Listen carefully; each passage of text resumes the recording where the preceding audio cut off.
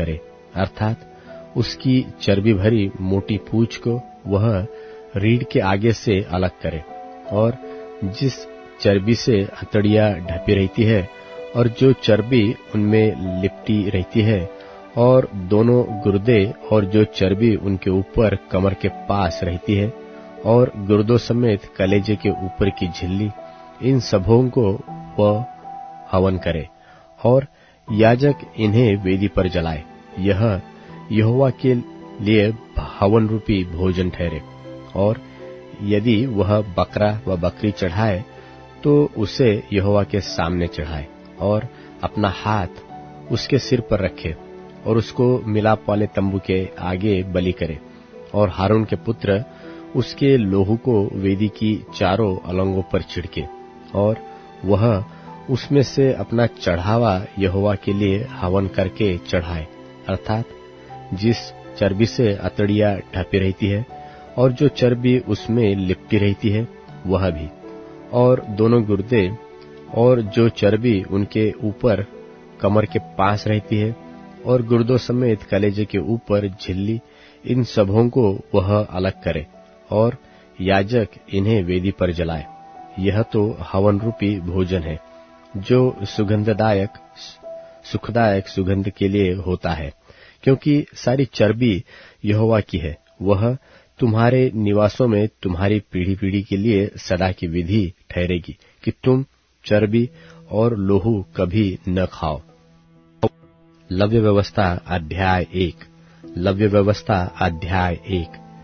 यहोवा ने मिलाप वाले तंबू में से मूसा को बुलवाकर उससे कहा, इस्राएलियों से कह कि तुम में से यदि कोई मनुष्य यहोवा के लिए पशु का चढ़ावा चढ़ाए तो उसका बलि पशु गाय बैलों व भेड़ बकरियों में से एक का हो। यदि वह गाय बैलों में से होमबलि करे तो निर्दोष नर मिलाप वाले तंबू के द्वार पर चढ़ाए कि यहोवा उसे ग्रहण करे, और वह अपना हाथ होमबलि के सिर पर रखे, और वह उनके लिए प्रायश्चित करने को ग्रहण किया जाए। तब वह उस बछड़े को यहोवा के सामने बलि करे, और हारून के पुत्र जो याजक है वे लोहू को समीप ले जाकर उस वेदी की चारों अलंगों पर छिड़के जो मिलाप वाले तंबू के द्वार पर है। फिर वह होमबलि पशु की खाल निकालकर उस पशु को टुकड़े टुकड़े करे। तब हारून याजक के पुत्र वेदी पर आग रखे और आग पर लकड़ी सजाकर धरे, और हारून के पुत्र जो याजक है वे सिर और चर्बी समेत पशु के टुकड़े को उस लकड़ी पर जो वेदी की आग पर होगी सजाकर धरे, और वह उसकी अतड़ियों और पैरों को जल से धोए। तब याजक सबको वेदी पर जलाए कि वह होमबलि यहोवा के लिए सुखदायक हवन ठहरे।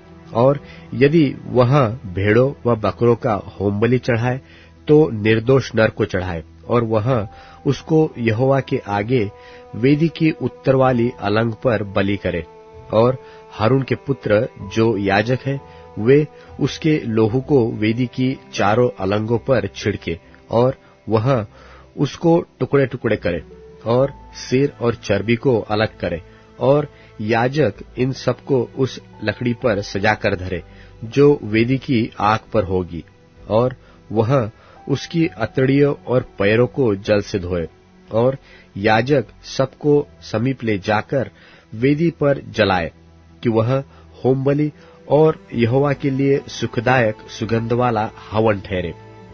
और यदि वह यहोवा के लिए पक्षियों का होमबलि चढ़ाए तो पंडुकों व कबूतरों का चढ़ावा चढ़ाए। याजक उसको वेदी के समीप ले जाकर उनका गला मरोड़ के सिर को धड़ से अलग करे और वेदी पर जलाए, और उसका सारा लोहू उस वेदी की अलंग पर गिराया जाए, और वह उसका ओझर मल सहित निकालकर वेदी की पूरब की ओर से राख डालने के स्थान पर फेंक दे, और वह उसको पंखों के बीच से फाड़े पर अलग न करे। तब याजक उसको वेदी पर उस लकड़ी के ऊपर रखकर जो आग पर होगी जलाए कि वह होमबलि और यहोवा के लिए सुगंध वाला सुखदायक हवन ठहरे। लव्य व्यवस्था अध्याय 2। लव्य व्यवस्था अध्याय 2। अन्न बलि की विधि। और जब कोई यहोवा के लिए अन्न बलि का चढ़ावा चढ़ाना चाहे तो वह मैदा चढ़ाए और उस पर तेल डालकर उसके ऊपर लोबान रखे, और वह उसको हारून के पुत्रों के पास जो याजक है लाए, और अन्न बलि के तेल मिले हुए मैदे में से इस तरह अपनी मुट्ठी भरकर निकाले कि सब लोबान उसमें आ जाए, और याजक उन्हें स्मरण दिलाने वाले भाग के लिए वेदी पर जलाए कि वह यहोवा के लिए सुगंधदायक सुगंधित हवन ठहरे। और अन्न बलि में से जो बचा रहे सो हारून और उसके पुत्रों का ठहरे। यह यहोवा के हवनों में से परम पवित्र वस्तु होगी। और जब तक तू अन्न बलि के लिए तंदूर में पकाया हुआ चढ़ावा चढ़ाए तो वह तेल से सने हुए अखमीरी मैदे के फुलकों व तेल से छुपड़ी हुई अखमीरी चपातियों का हो। और यदि तेरा चढ़ावा तवे पर पकाया हुआ अन्न बलि हो तो वह तेल से सने हुए अखमीरी मैदे का हो। उसको टुकड़े टुकड़े करके उस पर तेल डालना, तब वह अन्न बलि हो जाएगा। और यदि तेरा चढ़ावा कढ़ाई में तला हुआ अन्न बलि हो और वह मैदे से तेल में बनाया जाए, और जो अन्न बलि इन वस्तुओं में से किसी का बना हो उसे यहोवा के समीप ले जाना, और जब वह याजक के पास लाया जाए तब याजक उसे वेदी के समीप ले जाए, और याजक अन्न बलि में से स्मरण दिलाने वाला भाग निकालकर वेदी पर जलाए कि वह यहोवा के लिए सुखदायक सुगंध वाला हवन ठहरे। और अन्न बलि में से जो बचा रहे वह हारून और उसके पुत्रों का ठहरे। वह यहोवा के हवनों में से परम पवित्र वस्तु होगी। कोई अन्न बलि जिसे तुम यहोवा के लिए चढ़ाओ खमीर मिलाकर बनाया न जाए। तुम कभी हवन में यहोवा के लिए खमीर और मधु न जलाना। तुम इनको पहली उपज का चढ़ावा करके यहोवा के लिए चढ़ाना, पर वे सुखदायक सुगंध के लिए वेदी पर चढ़ाए न जाए। फिर अपने सब अन्न बलि को नमकीन बनाना, और अपना कोई अन्न बलि अपने परमेश्वर के साथ बंधी हुई वाचा के नमक से सहित होने न देना। अपने सब चढ़ावों के साथ नमक भी चढ़ाना। और यदि तू यहोवा के लिए पहली उपज का अन्न बलि चढ़ाए तो अपनी पहली उपज के अन्न बलि के लिए आग से झुलसाई हुई हरी हरी बालें अर्थात हरी हरी बालों को मींच के निकाल देना। तब अन्न को चढ़ाना और उसमें तेल डालना और उसके ऊपर लोबान रखना, तब वह अन्न बलि हो जाएगा। और याजक मींचकर निकाले हुए अन्न को और तेल को और सारे लोबान को स्मरण दिलाने वाले भाग करके जला दे, वह यहोवा के लिए हवन ठहरे। लव्य व्यवस्था अध्याय 3। लव्य व्यवस्था अध्याय 3। मेल बलि की विधि।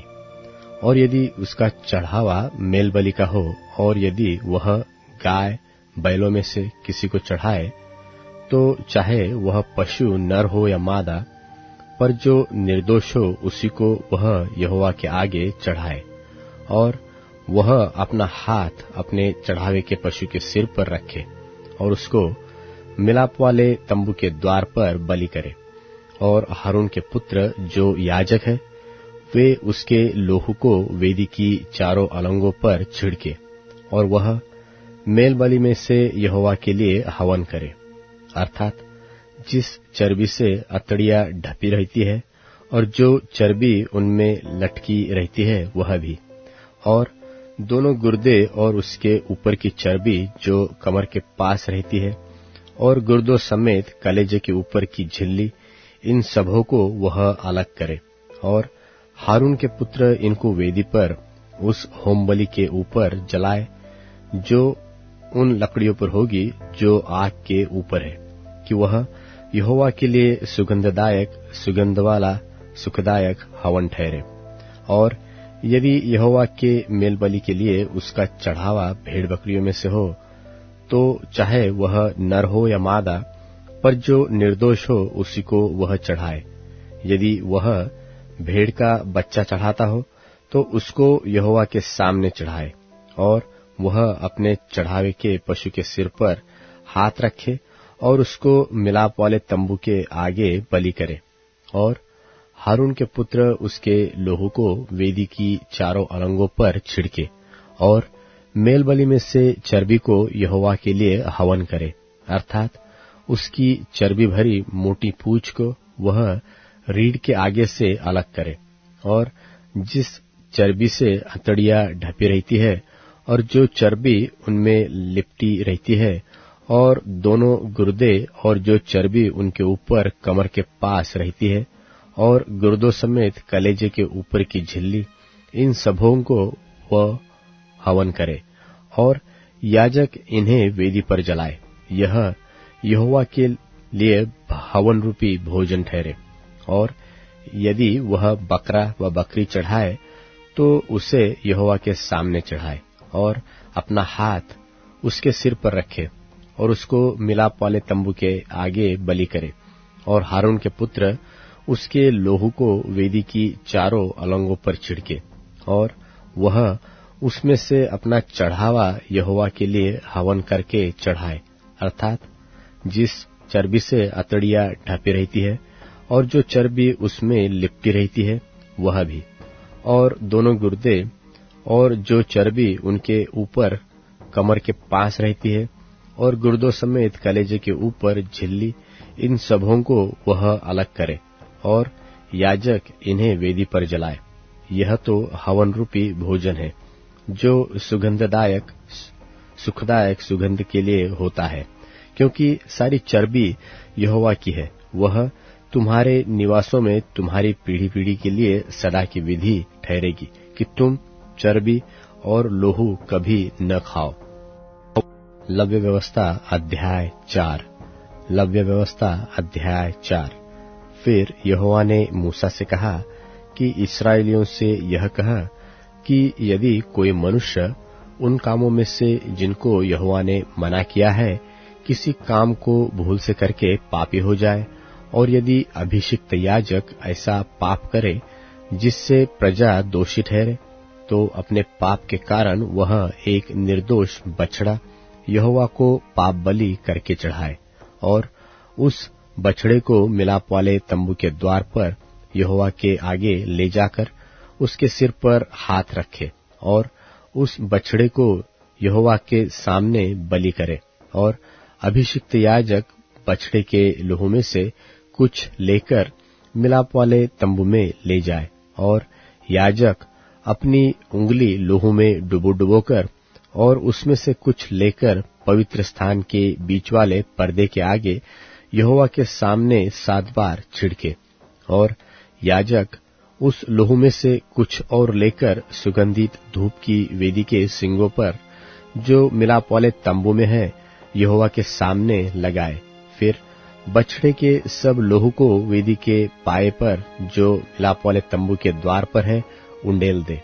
फिर वह पाप बलि के बछड़े की सब चर्बी को उससे अलग करे, अर्थात जिस चर्बी से अतड़ियां ढपी रहती है और जिस चर्बी उनमें लिपटी रहती है, और दोनों गुर्दे और उनके ऊपर की चर्बी जो कमर के पास रहती है, और गुर्दों समेत कलेजे के ऊपर की झिल्ली, इन सबों को वह ऐसे अलग करे जैसे मेल बलि वाले चढ़ावे के बछड़े से अलग किए जाते हैं, और याजक इनको होम बलि की वेदी पर जलाए। और उस बछड़े की खाल, पांव, सिर, अतड़िया, गोबर और सारा मांस निदान समूचा बछड़ा छावनी से बाहर शुद्ध स्थान में जहां राख डाली जाएगी ले जाकर लकड़ी पर रखकर आग से जलाए। जहां राख डाली जाती है वह वहीं जलाया जाए। और यदि इस्राएल की सारी मंडली अज्ञानता के कारण पाप करे और वह बात मंडली की आंखों से छिपी हो और वे यहोवा की किसी आज्ञा के विरुद्ध कुछ करके दोषी ठहरते हो, तो जब उनका किया हुआ पाप प्रकट हो जाए तब मंडली एक बछड़े को पाप बलि करके चढ़ाए। वह उसे मिलाप वाले तंबू के आगे ले जाए और मंडली के वृद्ध लोग अपने अपने हाथों को यहोवा के आगे बछड़े के सिर पर रखे और वह बछड़ा यहोवा के सामने बलि किया जाए और अभिषिक्त याजक बछड़े के लहू में से कुछ मिलाप वाले तंबू में ले जाए और याजक अपनी उंगली लहू में डुबो कर उसे बीच वाले पर्दे के आगे 7 बार यहोवा के सामने छिड़के और उसी लहू में से वेदी के सींगों पर जो यहोवा के आगे मिलाप वाले तंबू में है लगाए और बचा हुआ सब लहू होमबलि की वेदी के पाए पर जो मिलाप वाले तंबू के द्वार पर है उंडेल दे और वह बछड़े की कुल चर्बी निकालकर वेदी पर जलाए और जैसे पाप बलि के बछड़े से किया था वैसे ही इससे भी करे। इस भांति याजक इस्राएलियों के लिए प्रायश्चित्त करे, तब उनका वह पाप क्षमा किया जाएगा। और वह बछड़े को छावनी से बाहर ले जाकर उसी भांति जलाए जैसे पहले बछड़े को जलाया था। वह तो मंडली के निमित्त पाप बलि ठहरेगा। जब कोई प्रधान पुरुष पाप करके अर्थात अपने परमेश्वर यहोवा की किसी आज्ञा के विरुद्ध भूल से कुछ करके दोषी हो जाए और उसका पाप उस पर प्रकट हो जाए, तो वह एक निर्दोष बकरा बलिदान करने के लिए ले आए और बकरे के सिर पर अपना हाथ धरे और बकरे को उस स्थान पर बलि करे जहां होमबलि पशु यहोवा के आगे बलि किए जाते हैं। यह तो पाप बलि ठहरेगा। और याजक अपनी उंगली से पाप बलि पशु के लहू में से कुछ लेकर होमबलि की वेदी के सींगों पर लगाए और उसका लहू होमबलि की वेदी के पाए पर उंडेल दे और वह उसकी कुल चर्बी को मेलबलि की चर्बी की नाई वेदी पर जलाए और याजक उसके पाप के विषय में प्रायश्चित्त करे, तब वह क्षमा किया जाएगा। और यदि साधारण लोगों में से कोई अज्ञानता से पाप करे अर्थात कोई ऐसा काम जिसे यहोवा ने मना किया हो करके दोषी हो और उसका वह पाप उस पर प्रकट हो जाए, तो वह उस पाप के कारण एक निर्दोष बकरी बलिदान के लिए ले आए और वह अपना हाथ पाप बलि पशु के सिर पर रखे और होम बलि के स्थान पर पाप बलि पशु का बलिदान करे और याजक उसके लहू में से अपनी उंगली से कुछ लेकर होमबलि की वेदी के सींगों पर लगाए और उसके सब लहू को उसी वेदी के पाए पर उंडेल दे और वह उसकी सब चर्बी को मेल बलि पशु की चर्बी की नाई अलग करे। तब याजक उसको वेदी पर यहोवा के निमित्त सुखदायक सुगंध के लिए जलाए और इस प्रकार याजक उसके लिए प्रायश्चित्त करे, तब उसे क्षमा मिलेगी। और यदि वह पाप बलि के लिए एक भेड़ी का बच्चा ले आए तो वह निर्दोष मादा हो और वह अपना हाथ पाप बलि पशु के सिर पर रखे और उसको पाप बलि के लिए वही बलिदान करे जहां होम बलि पशु बलिदान किया जाता है। और आज याजक अपनी उंगली से पाप बलि के लहू में से कुछ लेकर होम बलि की वेदी के सींगों पर लगाए और उसके सब लहू को वेदी के पाए पर उंडेल दे और वह उसकी सब चर्बी को मेल बलि वाले भेड़ के बच्चे की चर्बी की नाई अलग करे और याजक उसे वेदी पर यहोवा के हवनों के ऊपर जलाए और इस प्रकार याजक उसके पाप के लिए प्रायश्चित्त करे और वह क्षमा किया जाएगा। लव्य व्यवस्था अध्याय 5। लव्य व्यवस्था अध्याय 5। दोष बलि की विधि। और यदि कोई साक्षी होकर ऐसा पाप करे कि शपथ खिलाकर पूछने पर भी क्या तूने यह सुना अथवा जानता है और वह बात प्रकट न करे, तो उसको अपने अधर्म का भार उठाना पड़ेगा। और यदि कोई किसी अशुद्ध वस्तु को अज्ञानता से छू ले, तो चाहे वह अशुद्ध बनेल पशु की, चाहे अशुद्ध घरेलू पशु की, चाहे अशुद्ध रेंगने वाले जीव जंतु की लोथ हो, तो वह अशुद्ध होकर दोषी ठहरेगा। और यदि कोई मनुष्य किसी अशुद्ध वस्तु को अज्ञानता से छू ले, चाहे वह अशुद्ध वस्तु किसी भी प्रकार की क्यों न हो, जिससे लोग अशुद्ध हो जाते हैं, तो जब वह उस बात को जान लेगा तब वह दोषी ठहरेगा। और यदि कोई बुरा व भला करने को बिना सोचे समझे शपथ खाए, चाहे किसी प्रकार की बात वह बिना सोचे विचार शपथ खाकर कहे, तो ऐसी बात में वह दोषी उस समय ठहरेगा जब उसे मालूम हो जाएगा। और जब वह इन बातों में से किसी बात में दोषी हो, तब जिस विषय में उसने पाप किया हो वह उसको मान ले और वह यहोवा के सामने अपना दोष बलि ले आए, अर्थात उस पाप के कारण वह एक भेड़ व बकरी पाप बलि करने के लिए ले आए। तब याजक उस पाप के विषय उसके लिए प्रायश्चित्त करे। और यदि उसे भेड़ व बकरी देने की सामर्थ्य न हो, तो अपने पाप के कारण 2 पंडुकी व कबूतरी के 2 बच्चे दोष बलि चढ़ाने के लिए यहोवा के पास ले आए। उनमें से एक तो पाप बलि के लिए और दूसरा होम बलि के लिए, और वह उनको याजक के पास ले आए। और याजक पाप बलि को पहले चढ़ाए और उसका सिर गले से मरोड़ डाले, पर अलग न करे। और वह पाप बलि पशु के लोहू में से कुछ वेदी की अलंग पर छिड़के, और जो लोहू शेष रहे वह वेदी के पाए पर गिराया जाए, वह तो पाप बलि ठहरेगा। और दूसरे पक्षी को वह विधि के अनुसार होम बलि करे, और याजक उसके पाप का प्रायश्चित्त करे, और तब वह क्षमा किया जाएगा। और यदि वह 2 पंडुकी व कबूतरी के 2 बच्चे भी न दे सके, तो वह अपने पाप के कारण अपना चढ़ावा एपा का 10वां भाग मैदा पाप बलि करने के लिए ले आए। उस पर न तो वह तेल डाले और न लोबान रखे, क्योंकि वह पाप बलि होगा। वह उसको याजक के पास ले जाए, और याजक उसमें से अपनी मुट्ठी भर स्मरण दिलाने वाला भाग जानकर वेदी पर यहोवा के हवनों के ऊपर जलाए, वह तो पाप बलि ठहरेगा। और इन बातों में से किसी भी बात के विषय में जो कोई पाप करे अथवा याजक उसका प्रायश्चित्त करे, और तब वह पाप क्षमा किया जाएगा। और इस पाप बलि का शेष अन्न बलि के शेष किनारे याजक का ठहरेगा। फिर यहोवा ने मूसा से कहा, यदि कोई यहोवा की पवित्र की हुई वस्तुओं के विषय में भूल से विश्वासघात करे और पापी ठहरे, तो वह यहोवा के पास एक निर्दोष मेढ़ा दोष बलि के लिए ले आए।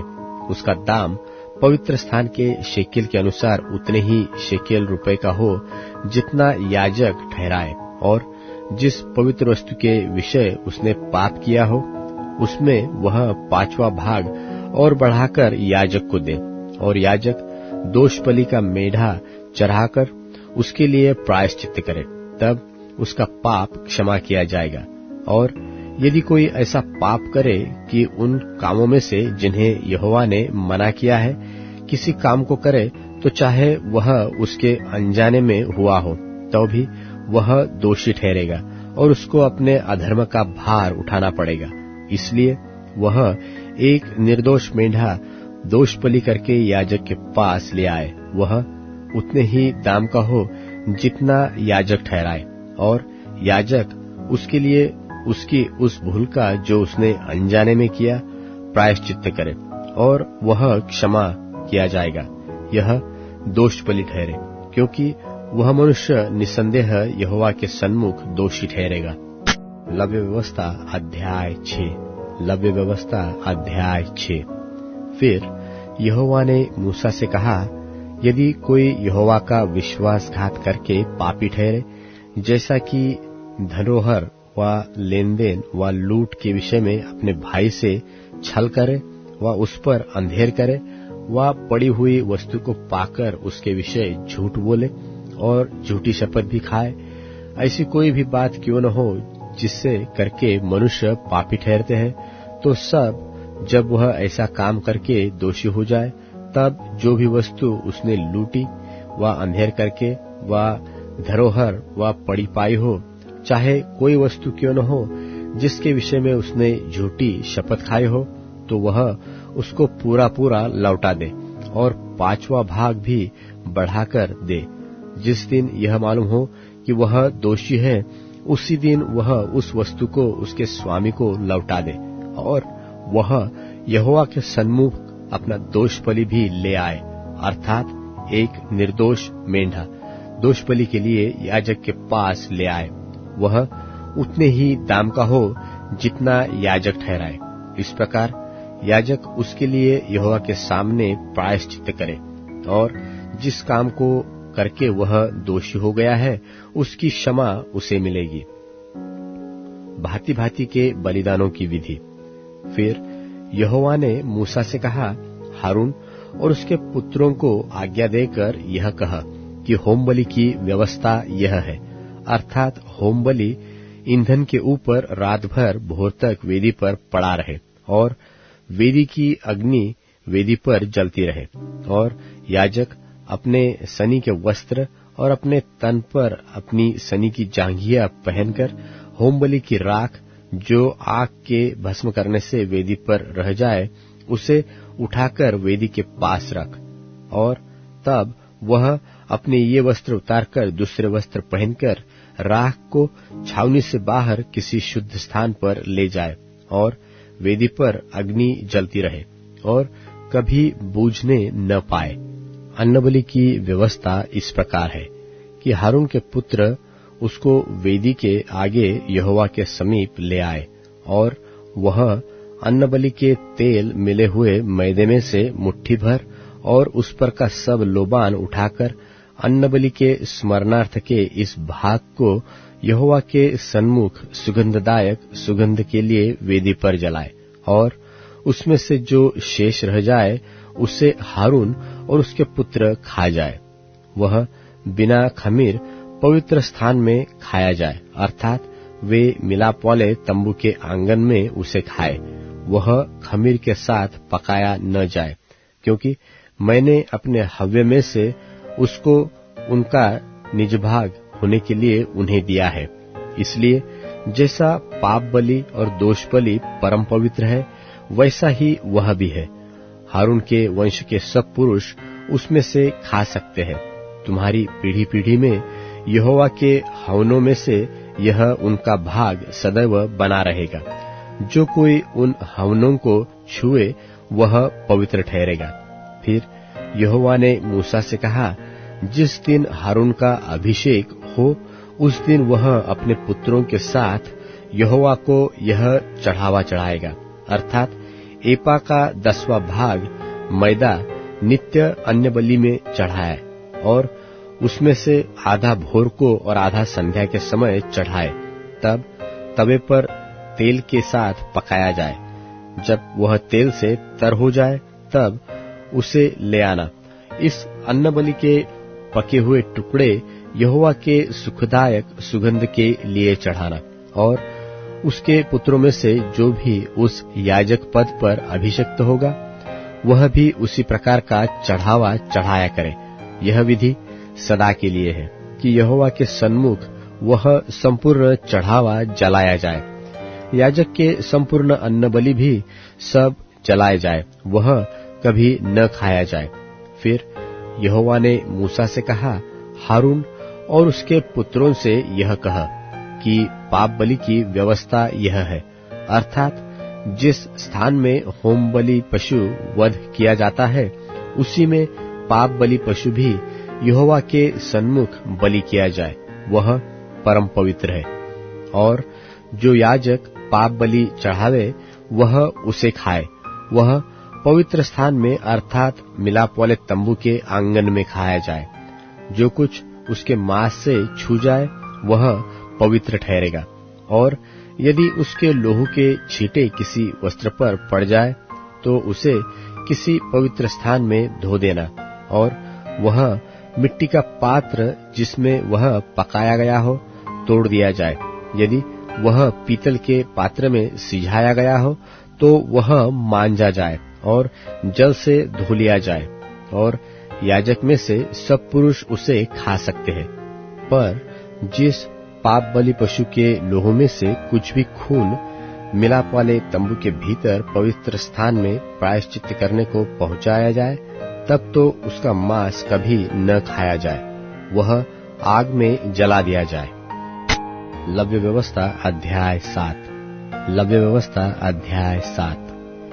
फिर दोष बलि की व्यवस्था यह है, वह परम पवित्र है। जिस स्थान पर होम बलि पशु का वध करते हैं, उसी स्थान पर दोष बलि पशु का भी बलि करे और उसके लोहू को याजक वेदी पर चारों ओर छिड़के और वह उसमें की सब चर्बी को चढ़ाए, अर्थात उसकी मोटी पूंछ को और जिस चर्बी से अतड़ियां ढपी रहती है वह भी, और दोनों गुर्दे और जो चर्बी उनके ऊपर और कमर के पास रहती है और गुर्दों समेत कलेजे के ऊपर की झिल्ली, इन सबों को वह अलग करे और याजक इन्हें वेदी पर यहोवा के लिए हवन करे, तब वह दोष बलि होगा।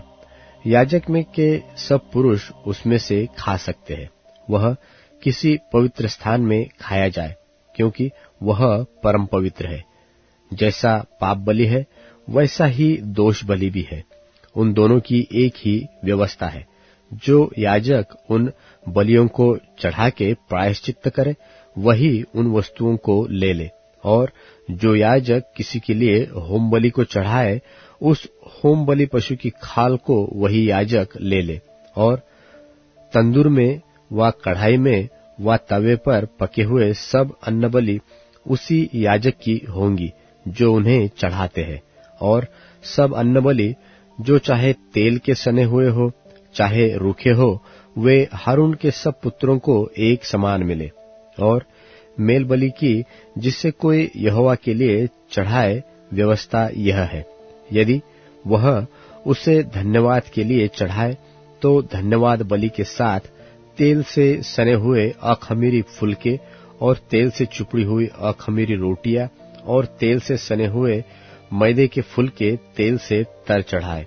और वह अपने धन्यवाद वाले मेलबलि के साथ अखमीरी रोटी भी चढ़ाए, और ऐसे एक एक चढ़ावे में से एक एक रोटी यहोवा को उठाने की भेंट करके चढ़ाए। वह होम बलि के लोहू के छिड़कने वाले याजक की हो। और उस धन्यवाद वाले मेल बलि का मांस बलिदान चढ़ाने के दिन ही खाया जाए, उसमें से कुछ भी भोर तक शेष न रह जाए। पर यदि उसके बलिदान का चढ़ावा मन्नत का व स्वेच्छा का हो, तो उस बलिदान को जिस दिन वह चढ़ाया जाए उसी दिन वह खाया जाए, और उसमें से जो शेष रह जाए वह दूसरे दिन भी खाया जाए। परंतु जो कुछ बलिदान के मांस में से तीसरे दिन तक रह जाए वह आग में जला दिया जाए। और उसके मेल बलि के मांस में से यदि कुछ भी तीसरे दिन खाया जाए तो वह ग्रहण न किया जाए और न पुन में गिरा जाए, वह घृणित कर्म समझा जाएगा। और जो कोई उसमें से खाए उसका अधर्म उसी के सिर पर पड़ेगा। फिर जो मांस किसी अशुद्ध वस्तु से छू जाए वह न खाया जाए, वह आग में जला दिया जाए। फिर मेल बलि का मांस जितने शुद्ध हो वे ही खाए, परंतु जो अशुद्ध होकर यहोवा के मेल बलि के मांस में से कुछ खाए वह अपने लोगों में से नाश किए जाए। और यदि कोई किसी वस्तु को छूकर, अशुद्ध वस्तु को छूकर यहोवा के मेल बलि पशु के मांस में से खाए, तो वह भी अपने लोगों में से नाश किया जाए, चाहे वह मनुष्य की कोई अशुद्ध वस्तु व अशुद्ध पशु व कोई भी अशुद्ध और घृणित वस्तु हो। फिर यहोवा ने मूसा से कहा, इस्राएलियों से इस प्रकार कह कि तुम लोग न तो बैल की कुछ चर्बी खाना और न भेड़ व बकरी की, और जो पशु स्वयं मर जाए और जो दूसरे पशु से फाड़ा जाए उसकी चर्बी और काम में लाना, परंतु उसे किसी प्रकार से खाना नहीं। जो कोई ऐसे पशु की चर्बी खाएगा जिसमें से लोग कुछ यहोवा के लिए हवन करके चढ़ाया करते हैं, वह खाने वाला अपने लोगों में से नाश किया जाएगा। और तुम अपने घर में किसी भांति का लोहू चाहे पक्षी का चाहे पशु का हो, न खाना। हर एक पक्षी या प्राणी जो किसी भांति का लहू खाएगा, वह अपने लोगों में से नाश किया जाएगा। फिर यहोवा ने मूसा से कहा, इस्राएलियों से इस प्रकार कह कि जो यहोवा के लिए मेल बलि चढ़ाए, वह उसी मेल बलि में से यहोवा के पास भेंट ले आए, और वह अपने ही हाथों से यहोवा के हव्य को अर्थात छाती समेत चर्बी को ले आए, कि छाती हिलाने की भेंट करके यहोवा के सामने हिलाई जाए। और याजक चर्बी को तो वेदी पर जलाए, परंतु छाती हारून और उसके पुत्रों की होगी। फिर तुम अपने मेल बलियों में से दहिनी जांघ को भी उठाने की भेंट करके याजक को देना। हारून के पुत्रों में से जो मेल बलि के लोहू और चर्बी को चढ़ाए, दहिनी जांघ उसी का भाग होगा, क्योंकि इस्राएलियों के मेल बलियों में से हिलाने की भेंट की छाती और उठाने की भेंट की जांघ को लेकर मैंने याजक हारून और उसके पुत्रों को दिया है, कि यह सर्वदा इस्राएलियों की ओर से उनका हक बना रहे। जिस दिन हारून और उसके पुत्र यहोवा के समीप याजक पद के लिए लाए गए, उसी दिन यहोवा के हव्यों में से उनका यही अभिषिक्त भाग ठहराया गया। अर्थात जिस दिन यहोवा ने उनका अभिषेक किया, उसी दिन उसने आज्ञा दी कि उनको इस्राएलियों की ओर से यही भाग नित मिला रहे। उनकी पीढ़ी पीढ़ी के लिए उनका यही हक ठहराया गया। होम बलि, अन्न बलि, पाप बलि, दोष बलि, याजकों के संस्कार बलि और मेल बलि की यही व्यवस्था है। जब यहोवा ने सीनै पर्वत के पास के जंगल में मूसा को आज्ञा दी कि इस्राएली मेरे लिए क्या क्या चढ़ावे चढ़ाए, तब उसने उनको यही व्यवस्था दी थी। लव्य व्यवस्था अध्याय 8। लव्य व्यवस्था अध्याय 8। फिर यहोवा ने मूसा से कहा, तू हारून और उसके पुत्रों के वस्त्रों और अभिषेक के तेल और पाप बलि के बछड़े और दोनों मेंढों और अखमीरी रोटी की टोकरी को मिलाप वाले तंबू के द्वार पर ले आ, और वही सारी मंडली को इकट्ठा कर। यहोवा की इस आज्ञा के अनुसार मूसा ने किया, और मंडली मिलाप वाले तंबू के द्वार पर इकट्ठी हुई। तब मूसा ने मंडली से कहा, जो काम करने की आज्ञा यहोवा ने दी है वह यह है। फिर मूसा ने हारून और उसके पुत्रों को समीप ले जाकर जल से नहलाया। तब उसने उनको अंगरखा पहनाया और कटिबंध लपेटकर बागा पहना दिया, और एपोद लगाकर एपोद के काढ़े हुए पटुके से एपोद को बांधकर कस दिया।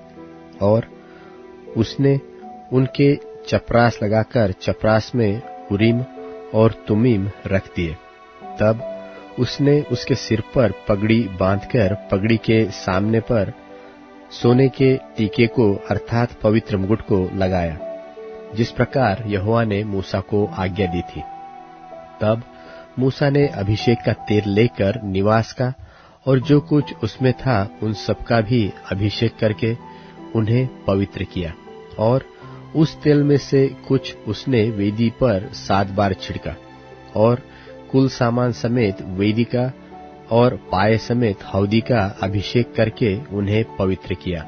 और उसने अभिषेक के तेल में से कुछ हारून के सिर पर डालकर उसका अभिषेक करके उसे पवित्र किया। फिर मूसा ने हारून के पुत्रों को समीप ले आकर अंगरखे पहनाकर फेटे बांध के उनके सिर पर टोपी रख दी, जिस प्रकार यहोवा ने मूसा को आज्ञा दी थी। तब वह पाप बलि के बछड़े को समीप ले गया, और हारून और उसके पुत्रों ने अपने अपने हाथ पाप बलि के बछड़े के सिर पर रखे। तब वह बलि किया गया, और मूसा ने लोहू को लेकर उंगली से वेदी के चारों सिंगों पर लगाकर पवित्र किया, और लोहू को वेदी के पाए पर उंडेल दिया, और उनके लिए प्रायश्चित करके उसको पवित्र किया। और मूसा ने अतड़ियों पर की सब चर्बी और कलेजे पर की झिल्ली और चर्बी समेत दोनों गुर्दों को लेकर वेदी पर जलाया, और बछड़े में से जो कुछ शेष रह गया उसको अर्थात गोबर समेत उसकी खाल और मांस को उसने छावनी के बाहर आग में जलाया, जिस प्रकार यहोवा ने मूसा को आज्ञा दी थी। फिर वह होमबलि के मेंढे को समीप ले गया और हारून और उसके पुत्रों ने अपने अपने हाथ मेंढे के सिर पर रखे। तब वह बलि किया गया और मूसा ने उनका लहू वेदी पर चारों ओर छिड़का। तब मेंढा टुकड़े टुकड़े किया गया और मूसा ने सिर और चर्बी समेत टुकड़ों को जलाया। तब हथड़ियां और पांव जल से धोए गए और मूसा ने पूरे मेंढे को वेदी पर जलाया और सब सुखदायक सुगंध देने के लिए होमबलि और यहोवा के लिए वो हव्य हो गया, जिस प्रकार यहोवा ने मूसा को आज्ञा दी थी। फिर वह दूसरे मेंढे को जो संस्कार का मेंढा था समीप ले गया और हारून और उसके पुत्रों ने अपने अपने हाथ मेंढे के सिर पर रखे।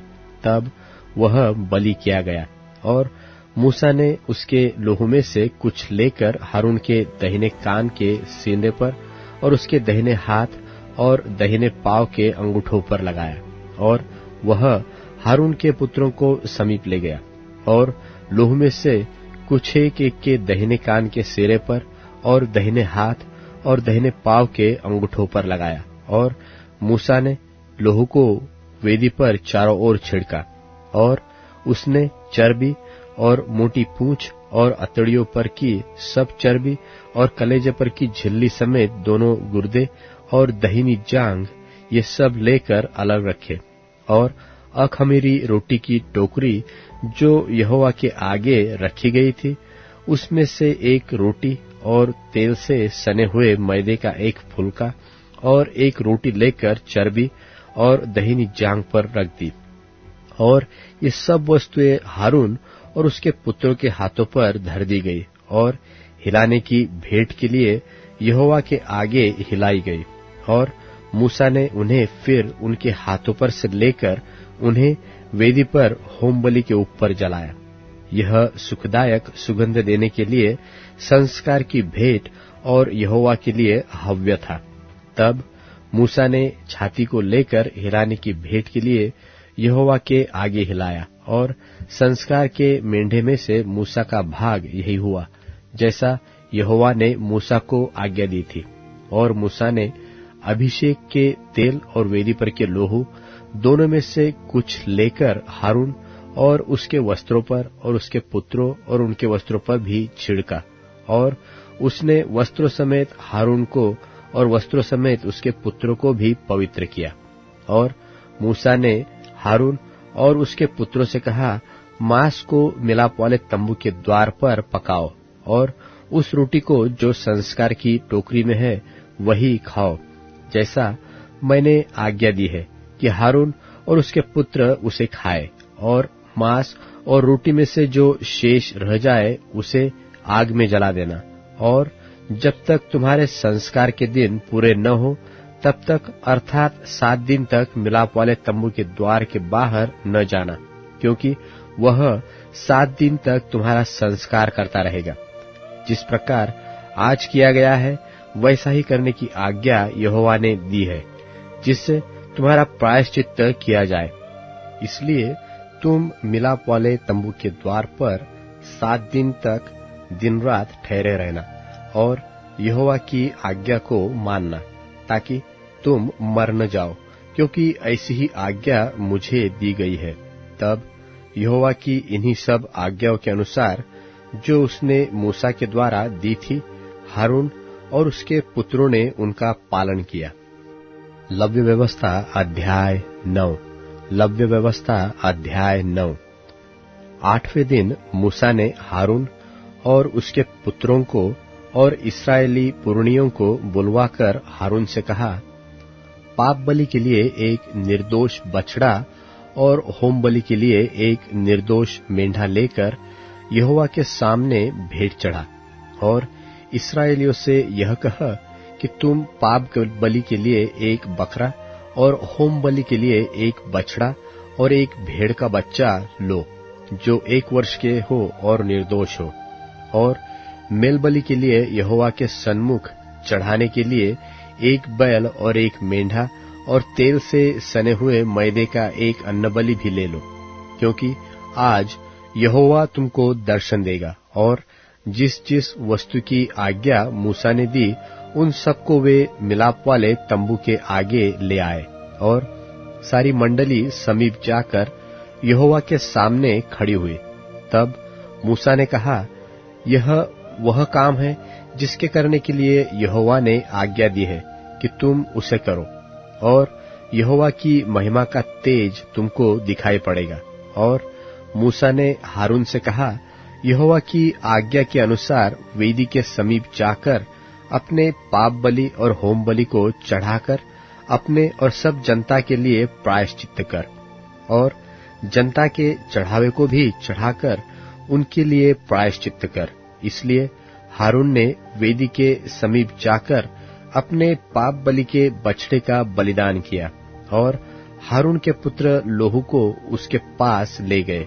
तब उसने अपनी उंगली को लोहू में डुबाकर वेदी के सिंगों पर लोहू को लगाया, और शेष लोहू को वेदी के पाए पर उंडेल दिया। और पाप बलि में की चर्बी और गुर्दों और कलेजे पर की झिल्ली को उसने वेदी पर जलाया, जैसा यहोवा ने मूसा को आज्ञा दी थी। और मांस और खाल को उसने छावनी से बाहर आग में जलाया। तब होमबलि पशु का बलिदान किया, और हारून के पुत्रों ने लोहू को उसके हाथ में दिया, और उसने उसको वेदी पर चारों ओर छिड़का। तब उन्होंने होमबलि पशु का टुकड़ा टुकड़ा करके सिर सहित उसके हाथ में दे दिया, और उसने उनको वेदी पर जला दिया। और उसने अतड़ियों और पांवों को धोकर वेदी पर होमबलि के ऊपर जलाया। और उसने लोगों के चढ़ावे को आगे लेकर और उस पाप बलि के बकरे को जो उनके लिए था लेकर उसका बलिदान किया, और पहले के समान उसे भी पाप बलि करके चढ़ाया। और उसने होमबलि को भी समीप ले जाकर विधि के अनुसार चढ़ाया, और अन्न बलि को भी समीप ले जाकर उसमें से मुट्ठी भर वेदी पर जलाया। यह भोर के होमबलि के अलावा चढ़ाया गया। और बैल और मेंढा अर्थात जो मेलबलि पशु जनता के लिए थे वे भी बलि किए गए। और हारून के पुत्रों ने लोहू को उसके हाथ में दिया, और उसने उसको वेदी पर चारों ओर छिड़क दिया। और उन्होंने बैल की चर्बी को और मेंढे में से मोटी पूंछ को और जिस चर्बी से अतड़ियां ढपी रहती है उसको और गुर्दों सहित कलेजे पर की झिल्ली को भी उसके हाथ में दिया।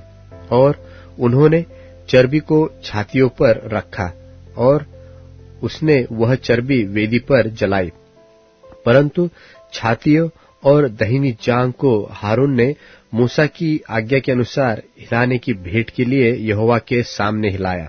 तब हारून ने लोगों की ओर हाथ बढ़ाकर उन्हें आशीर्वाद दिया, और पाप बलि, होम बलि और मेल बलियों को चढ़ाकर वह नीचे उतर आया। तब मूसा और हारून मिलाप वाले तंबू में गए और निकलकर लोगों को आशीर्वाद दिया। तब यहोवा का तेज सारी जनता को दिखाई दिया, और यहोवा के सामने से आग निकलकर चर्बी सहित होम बलि को वेदी पर भस्म कर दिया। इसे देखकर जनता ने जय जयकार का नारा मारा और अपने अपने मुंह के बल गिरकर दंडवत किया। नादाब और अबीहू के भस्म होने का वर्णन। तब नादाब और अबीहू नामक हारून के दो पुत्रों ने अपना अपना धूपदान लिया और उनमें आग भरी और उसमें धूप डालकर उस ऊपरी आग की जिसकी आज्ञा यहोवा ने नहीं दी थी यहोवा के सन्मुख आरती दी। तब यहोवा के सन्मुख से आग निकलकर उन दोनों को भस्म कर दिया और वे यहोवा के सामने मर गए। तब मूसा ने हारून से कहा, यह वही बात है जिसे यहोवा ने कहा था कि जो मेरे समीप आए अवश्य है कि वह मुझे पवित्र जाने और सारी जनता के सामने मेरी महिमा करे। और हारून चुप रहा। तब मूसा ने मिशाएल और एलसाफान को, जो हारून के चाचा उज्जीएल के पुत्र थे, बुलाकर कहा, निकट आओ और अपने भतीजों को पवित्र स्थान के आगे से उठाकर छावनी के बाहर ले जाओ। मूसा की इस आज्ञा के अनुसार वे निकट जाकर उनको अंगरखों सहित उठाकर छावनी के बाहर ले गए। तब मूसा ने हारून से और उसके पुत्र एलियाजर और इतामार से कहा, तुम लोग अपने सिरों के बाल मत बिखराओ और न अपने वस्त्रों को फाड़ो, ऐसा न हो कि तुम भी मर जाओ और सारी मंडली पर उसका क्रोध भड़के। परंतु वह इस्राएल के कुल घराने के लोग जो तुम्हारे भाई बंधु है, यहोवा की लगाई हुई आग पर विलाप करे, और तुम लोग मिलाप वाले तंबू के द्वार के बाहर न जाना, ऐसा न हो कि तुम मर जाओ, क्योंकि यहोवा के अभिषेक का तेल तुम पर लगा हुआ है। मूसा के इस वचन के अनुसार उन्होंने किया। फिर यहोवा ने हारून से कहा कि जब जब तू व तेरे पुत्र मिलाप वाले तंबू में आए, तब तब तुम में से कोई न तो दाख मधु पिए हो, न कोई किसी प्रकार का मद्य, कहीं ऐसा न हो कि तुम मर जाओ। तुम्हारी पीढ़ी पीढ़ी में यह विधि प्रचलित रहे, जिससे तुम पवित्र और अपवित्र में और शुद्ध और अशुद्ध में अंतर कर सको, और इस्राएलियों को उन सब विधियों को सिखा सको जिसे यहोवा ने मूसा के द्वारा उनको सुनवा दी है। फिर मूसा ने हारून से और उसके बचे हुए दोनों पुत्र इतामार और एलियाजर से भी कहा, यहोवा के हव्य में से जो अन्नबलि बचा है, उसे लेकर वेदी के पास बिना खमीर खाओ, क्योंकि वह परम पवित्र है, और तुम उसे किसी पवित्र स्थान में खाओ। वह तो यहोवा के हव्य में से तेरा और तेरे पुत्रों का हक है, क्योंकि मैंने ऐसी ही आज्ञा पाई है। और हिलाई हुई भेंट की छाती और उठाई हुई भेंट की जांघ को तुम लोग, अर्थात तू और तेरे बेटी बेटियां सब किसी शुद्ध स्थान में खाओ, क्योंकि वे इस्राएलियों के मेल बलियों में से तुझे और तेरे लड़के बालों की हक ठहरा दी गई है। चर्बी के हव्यों समेत जो उठाई हुई जांघ और हिलाई हुई छाती यहोवा के सामने हिलाने के लिए आया करेगी, ये भाग यहोवा की आज्ञा के अनुसार सर्वदा की विधि की व्यवस्था से तेरे और तेरे लड़के बालों के लिए है। फिर मूसा ने पाप बलि के बकरे की जो ढूंढ ढांड की, तो क्या पाया कि वह जलाया गया है। सो एलियाजर और इतामार जो हारून के पुत्र बचे थे, उनसे वह क्रोध में आकर कहने लगा कि पाप बलि जो परम पवित्र है और जिसे यहोवा ने तुम्हें इसलिए दिया है कि तुम मंडली के अधर्म का भार अपने पर उठाकर उनके लिए यहोवा के सामने प्रायश्चित करो, तुमने उसका मांस पवित्र स्थान में क्यों नहीं खाया? देखो, उसका लोहू पवित्र स्थान के भीतर तो लाया ही नहीं गया। निसंदेह उचित था कि तुम मेरी आज्ञा के अनुसार उसके मांस को पवित्र स्थान में खाते। इसका उत्तर हारून ने मूसा को इस प्रकार दिया कि देख, आज ही उन्होंने अपने पाप बलि और होम बलि को यहोवा के सामने चढ़ाया, फिर मुझ पर ऐसी विपत्ति आ पड़ी है। इसलिए यदि मैं आज पाप बलि का मांस खाता, तो क्या यह बात यहोवा के सन्मुख भली होती? जब मूसा ने यह सुना, तब उसे संतोष हुआ। लव्य व्यवस्था अध्याय 11। लव्य व्यवस्था अध्याय 11। शुद्ध और अशुद्ध मांस की विधि। फिर यहोवा ने मूसा और हारून से कहा, इस्राएलियों से कहो कि जितने पशु पृथ्वी पर है, उन सबों में से तुम इन जीवधारियों का मांस खा सकते हो। पशुओं में से जितने चिरे व फटे खुर के होते हैं और पागुर करते हैं, उन्हें खा सकते हो, परंतु पागुर करने वाले व फटे खुरवाले में से इन पशुओं को न खाना, अर्थात ऊंट, जो पागुर तो करता है परंतु चिरे खुर का नहीं होता, इसलिए वह तुम्हारे लिए अशुद्ध ठहरा है। और शापान, जो पागुर तो करता है परंतु चिरे खुर का नहीं होता है, वह भी तुम्हारे लिए अशुद्ध है। और खरहा जो पागुर तो करता है परंतु चेरे खुर का नहीं होता, इसलिए वह भी तुम्हारे लिए अशुद्ध है। और सूअर जो चीरे अर्थात फटे खुर का होता है परंतु पागुर नहीं करता, इसलिए वह तुम्हारे लिए अशुद्ध है। इनके मांस में से कुछ न खाना और इनकी लोथ को छूना भी नहीं, ये तो तुम्हारे लिए अशुद्ध है। फिर जितने जलजंतु हैं उनमें से तुम इन्हें खा सकते हो, अर्थात समुद्र व नदियों के जीव जंतुओं में से जितनों के पंख और चोएटे होते हैं उन्हें खा सकते हो।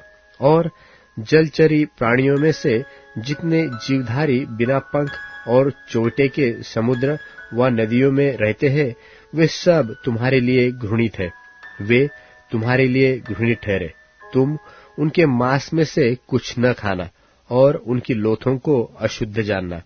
जल में जिस किसी जंतु के पंख और चोइटे नहीं होते वह तुम्हारे लिए अशुद्ध है।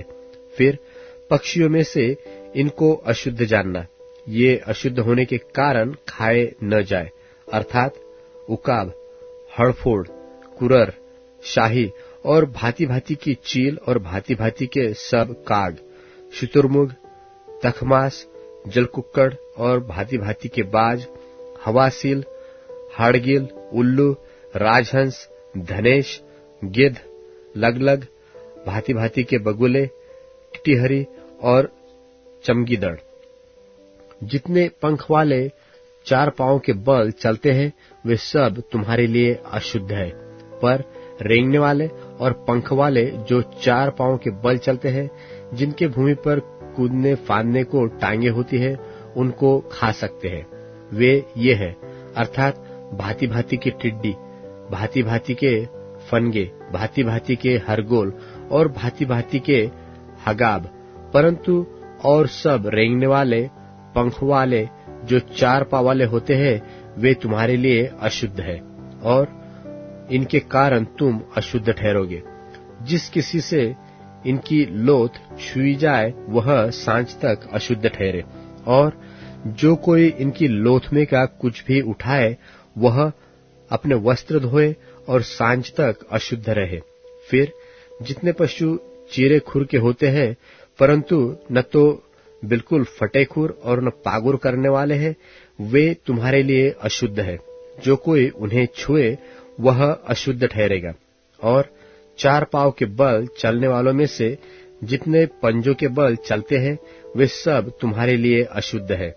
जो कोई उनकी लोथ छुए वह सांझ तक अशुद्ध रहे, और जो कोई उसकी लोथ उठाए वह अपने वस्त्र धोए और सांझ तक अशुद्ध रहे, क्योंकि वे तुम्हारे लिए अशुद्ध है।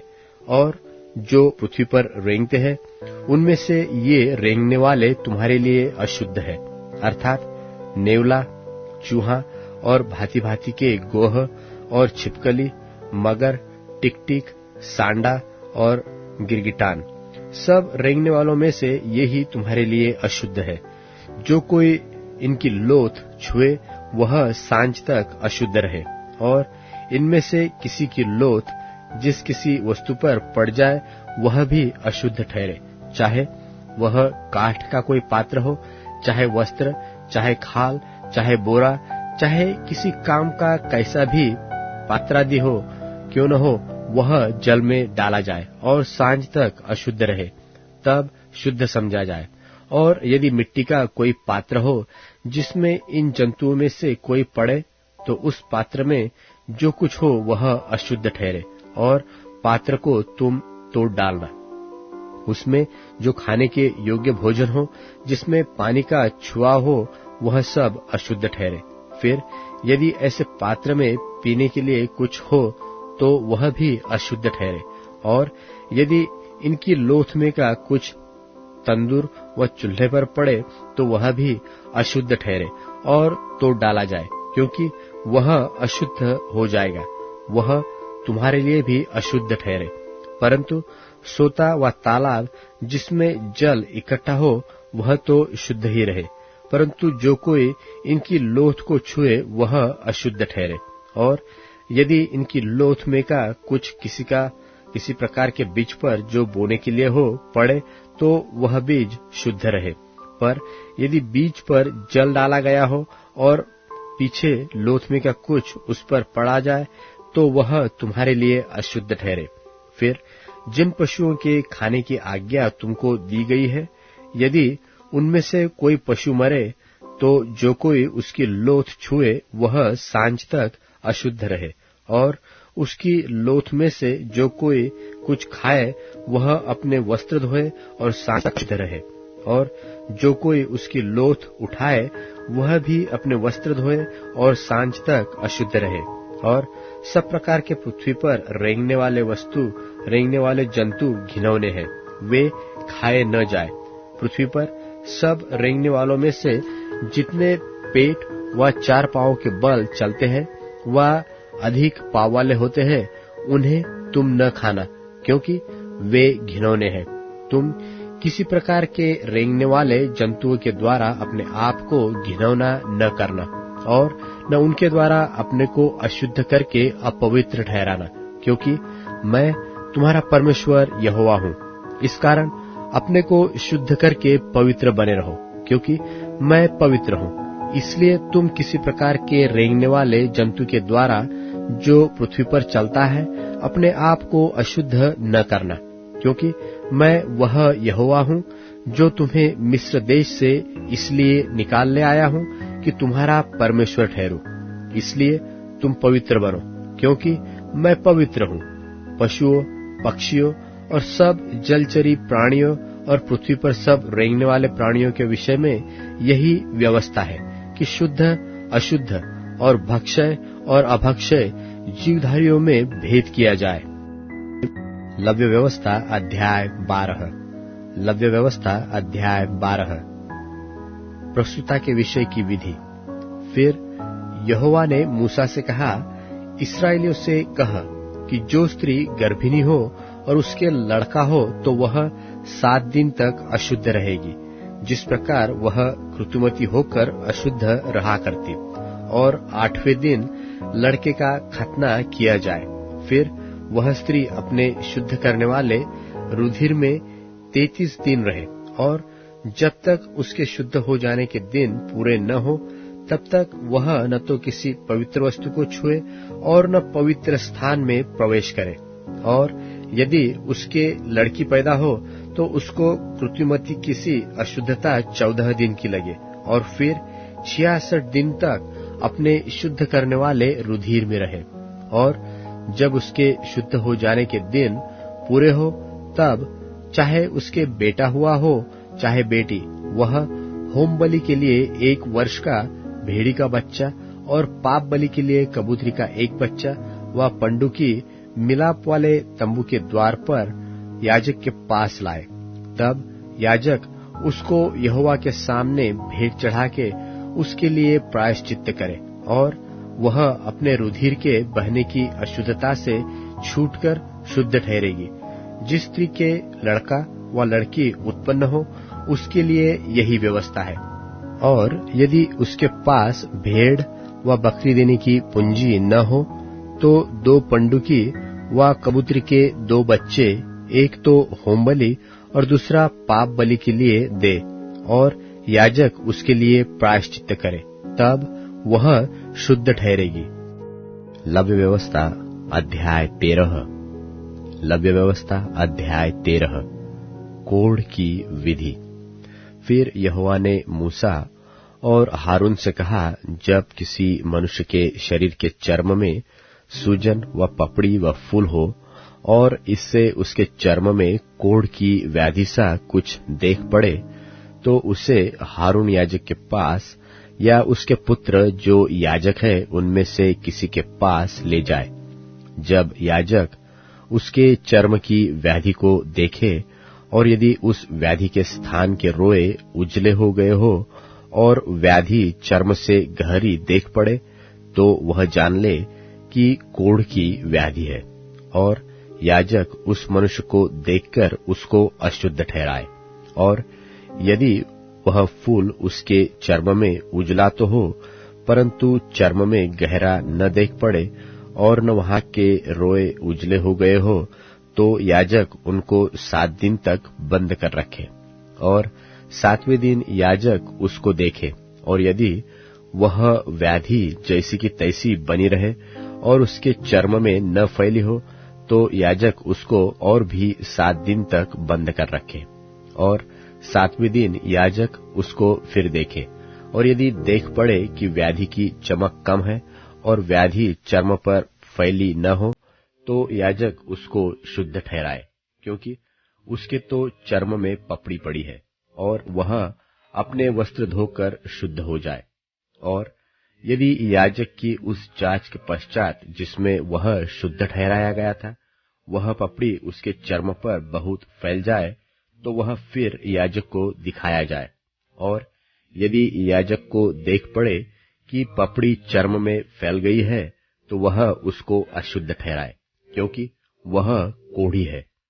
यदि कोढ़ किसी व्याधि किसी मनुष्य के हो, तो वह याजक के पास पहुंचाया जाए, और याजक उसको देखे, और यदि वह सूजन उसके चर्म में उजली हो और उसके कारण रोए भी उजले हो गए हो, और उस सूजन में बिना चर्म का मांस हो, तो याजक जाने कि उसके चर्म में पुराना कोढ़ है, इसलिए वह उसको अशुद्ध ठहराए और बंद न रखे, क्योंकि वह तो अशुद्ध है। और यदि कोढ़ किसी के चर्म में फूटकर यहाँ तक फैल जाए कि जहाँ कहीं याजक देखे व्याधित के सिर से पैर के तलवे तक कोढ़ ने सारे चर्म को छा लिया हो, तो याजक ध्यान से देखे, और यदि कोढ़ ने उसके सारे शरीर को छा लिया हो, तो वह उस व्याधित को शुद्ध ठहराए, और उसका शरीर जो बिल्कुल उजला हो गया है वह शुद्ध ही ठहरे। पर जब उसने चर्महीन मांस देख पड़े, तब तो वह अशुद्ध ठहरे, और याजक चर्महीन मांस को देखकर उसको अशुद्ध ठहराए, क्योंकि वैसा चर्महीन मांस अशुद्ध ही होता है, वह कोढ़ है। पर यदि वह चर्महीन मांस फिर उजला हो जाए, तो वह मनुष्य याजक के पास जाए, और याजक उसको देखे, और यदि वह व्याधि फिर से उजली हो गई हो, तो याजक व्याधित को शुद्ध जाने, वह शुद्ध है। फिर यदि किसी के चर्म में फोड़ा होकर चंगा हो गया हो, और फोड़े के स्थान में उजली सी सूजन व लाली लिए हुए उजला फूल हो, तो वह याजक को दिखाया जाए, और याजक उस सूजन को देखे, और यदि वह चर्म में गहरा देख पड़े और उसके रोए भी उजले हो गए हो, तो याजक यह जानकर उस मनुष्य को अशुद्ध ठहराए, क्योंकि वह कोढ़ की व्याधि है जो फोड़े में से फूटकर निकली है। और यदि याजक देखे कि उसमें उजले रोए नहीं है, और वह चर्म से गहरी नहीं, और उसकी चमक कम हुई है, तो याजक उस मनुष्य को 7 दिन तक बंद कर रखे। और यदि वह व्याधि उस समय तक चर्म में सचमुच फैल जाए, तो याजक उस मनुष्य को अशुद्ध ठहराए, क्योंकि वह कोढ़ की व्याधि है। परंतु यदि वह फूल न फैले और अपने स्थान ही पर बना रहे, तो वह फोड़े का दाग है, याजक उस मनुष्य को शुद्ध ठहराए। फिर यदि किसी के चर्म में जलने का घाव हो, और उस जलने के घाव में चर्महीन फूल लाली लिए हुए उजला ही हो जाए, तो याजक उसको देखे, और यदि उस फूल में के रोए उजले हो गए हो और वह चर्म से गहरा देख पड़े, तो वह कोढ़ है, और उस जलने के दाग में से फूट निकला है। याजक उस मनुष्य को अशुद्ध ठहराए, क्योंकि उसमें कोढ़ की व्याधि है। और यदि याजक देखे कि फूल में उजले रोए नहीं, और न वह चर्म से कुछ गहरा है, और उसकी चमक कम हुई है, तो वह उसको 7 दिन तक बंद कर रखे, और 7वें दिन याजक उसको देखे, और यदि वह चर्म में फैल गई हो, तो वह उस मनुष्य को अशुद्ध ठहराए, क्योंकि उसको कोढ़ की व्याधि है। परंतु यदि वह फूल चर्म में नहीं फैला और अपने स्थान ही पर जहाँ का तहाँ ही बना हो, और उसकी चमक कम हुई हो, तो वह जल जाने के कारण सूजा हुआ है। याजक उस मनुष्य को शुद्ध ठहराए, क्योंकि वह दाग जल जाने के कारण से है। फिर यदि किसी मनुष्य व स्त्री के सिर पर व मनुष्य की दाढ़ी में व्याधि हो, तो याजक व्याधि को देखे, और यदि वह चर्म से गहरी देख पड़े और उसमें भूरे भूरे पतले बाल हो, तो याजक उस मनुष्य को अशुद्ध ठहराए। वह व्याधि से हुआ, अर्थात सिर व दाढ़ी का कोढ़ है। और यदि याजक सेहुए की व्याधि को देखे कि वह चर्म से गहरी नहीं है और उसमें काले काले बाल नहीं है, तो वह सेहुए के व्याधित को 7 दिन तक बंद कर रखे, और 7वें दिन याजक व्याधि को देखे। तब यदि वह सेहुआ फैला न हो और उसमें भूरे भूरे बाल न हो और सेहुआ चर्म से गहरा न देख पड़े, तो यह मनुष्य मुंडा तो जाए, परंतु जहां सेहुआ हो वहां न मुंडा जाए। और याजक उस सेहुए वाले को 7 और भी दिन तक बंद कर रखे, और 7वें दिन याजक सेहुए को देखे, और यदि वह सेहुआ चर्म में फैला न हो और चर्म से गहरा न देख पड़े, तो याजक उस मनुष्य को शुद्ध ठहराए, और वह अपने वस्त्र धो के शुद्ध ठहरे। और यदि उसके शुद्ध ठहरने के पश्चात सेहुआ चर्म में कुछ भी फैले, तो याजक उसको देखे, और यदि वह चर्म में फैला हो, तो याजक यह भूरे बाल न ढूंढे, क्योंकि वह मनुष्य अशुद्ध है। परंतु यदि उसकी दृष्टि में वह सेहुआ जैसा का तैसा बना हो और उसमें काले काले बाल जमे हो, तो वह जाने कि सेहुआ चंगा हो गया है और वह मनुष्य शुद्ध है। याजक उसको शुद्ध ही ठहराए। फिर यदि किसी पुरुष व स्त्री के चर्म में उजले फूल हो, तो याजक देखे, और यदि उसके चर्म में वे फूल कम उजले हो, तो वह जाने कि उसको चर्म में निकली हुई चाई ही है, वह मनुष्य शुद्ध ठहरे। फिर जिसके सिर के बाल झड़ गए हो, तो जानना कि वह चंदुला तो है, परंतु शुद्ध है। और जिसके सिर के आगे के बाल झड़ गए हो, तो वह माथे का चंदुला तो है, परंतु शुद्ध है। परंतु यदि चंदुले सिर पर व चंदुले माथे पर लाली लिए हुए उजली व्याधि हो, तो जानना कि वह उसके चंदुले सिर पर व चंदुले माथे पर निकला हुआ कोढ़ है।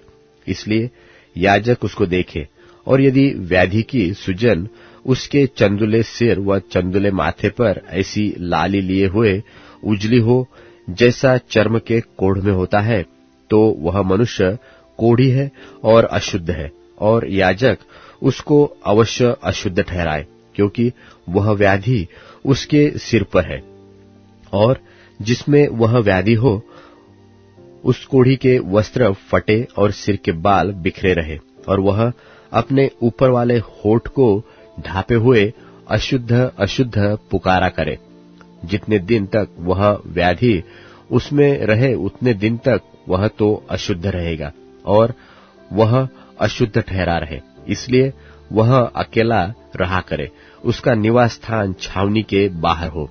फिर जिस वस्त्र में कोढ़ की व्याधि हो, चाहे वह वस्त्र ऊन का हो चाहे सनी का, वह व्याधि चाहे उस सनी व ऊन के वस्त्र के ताने में हो चाहे बाने में, वह व्याधि चमड़े में व चमड़े की बनी हुई किसी वस्तु में हो, यदि वह व्याधि किसी वस्त्र के चाहे ताने में चाहे बाने में व चमड़े में व चमड़े की किसी वस्तु में हरी हो व लाल सी हो, तो जानना कि वह कोढ़ की व्याधि है, और याजक को दिखाई जाए, और याजक व्याधि को देखे और व्याधि वाली वस्तु को 7 दिन के लिए बंद करे, और 7वें दिन वह उस व्याधि को देखे, और यदि वह वस्त्र के चाहे ताने में चाहे बाने में व चमड़े में व चमड़े की बनी हुई किसी वस्तु में फैल गई हो, तो जानना कि व्याधि गलित कोढ़ है। इसलिए वह वस्तु चाहे कैसी भी काम में क्यों न आती हो,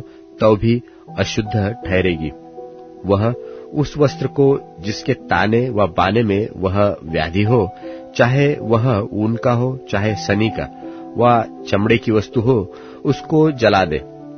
वह व्याधि गलित कोढ़ की है, वह वस्तु आग में जलाई जाए। और यदि याजक देखे कि वह व्याधि उस वस्त्र के ताने व बाने में व चमड़े की उस वस्तु में नहीं फैली, तो जिस वस्तु में व्याधि हो उसके धोने की आज्ञा दे।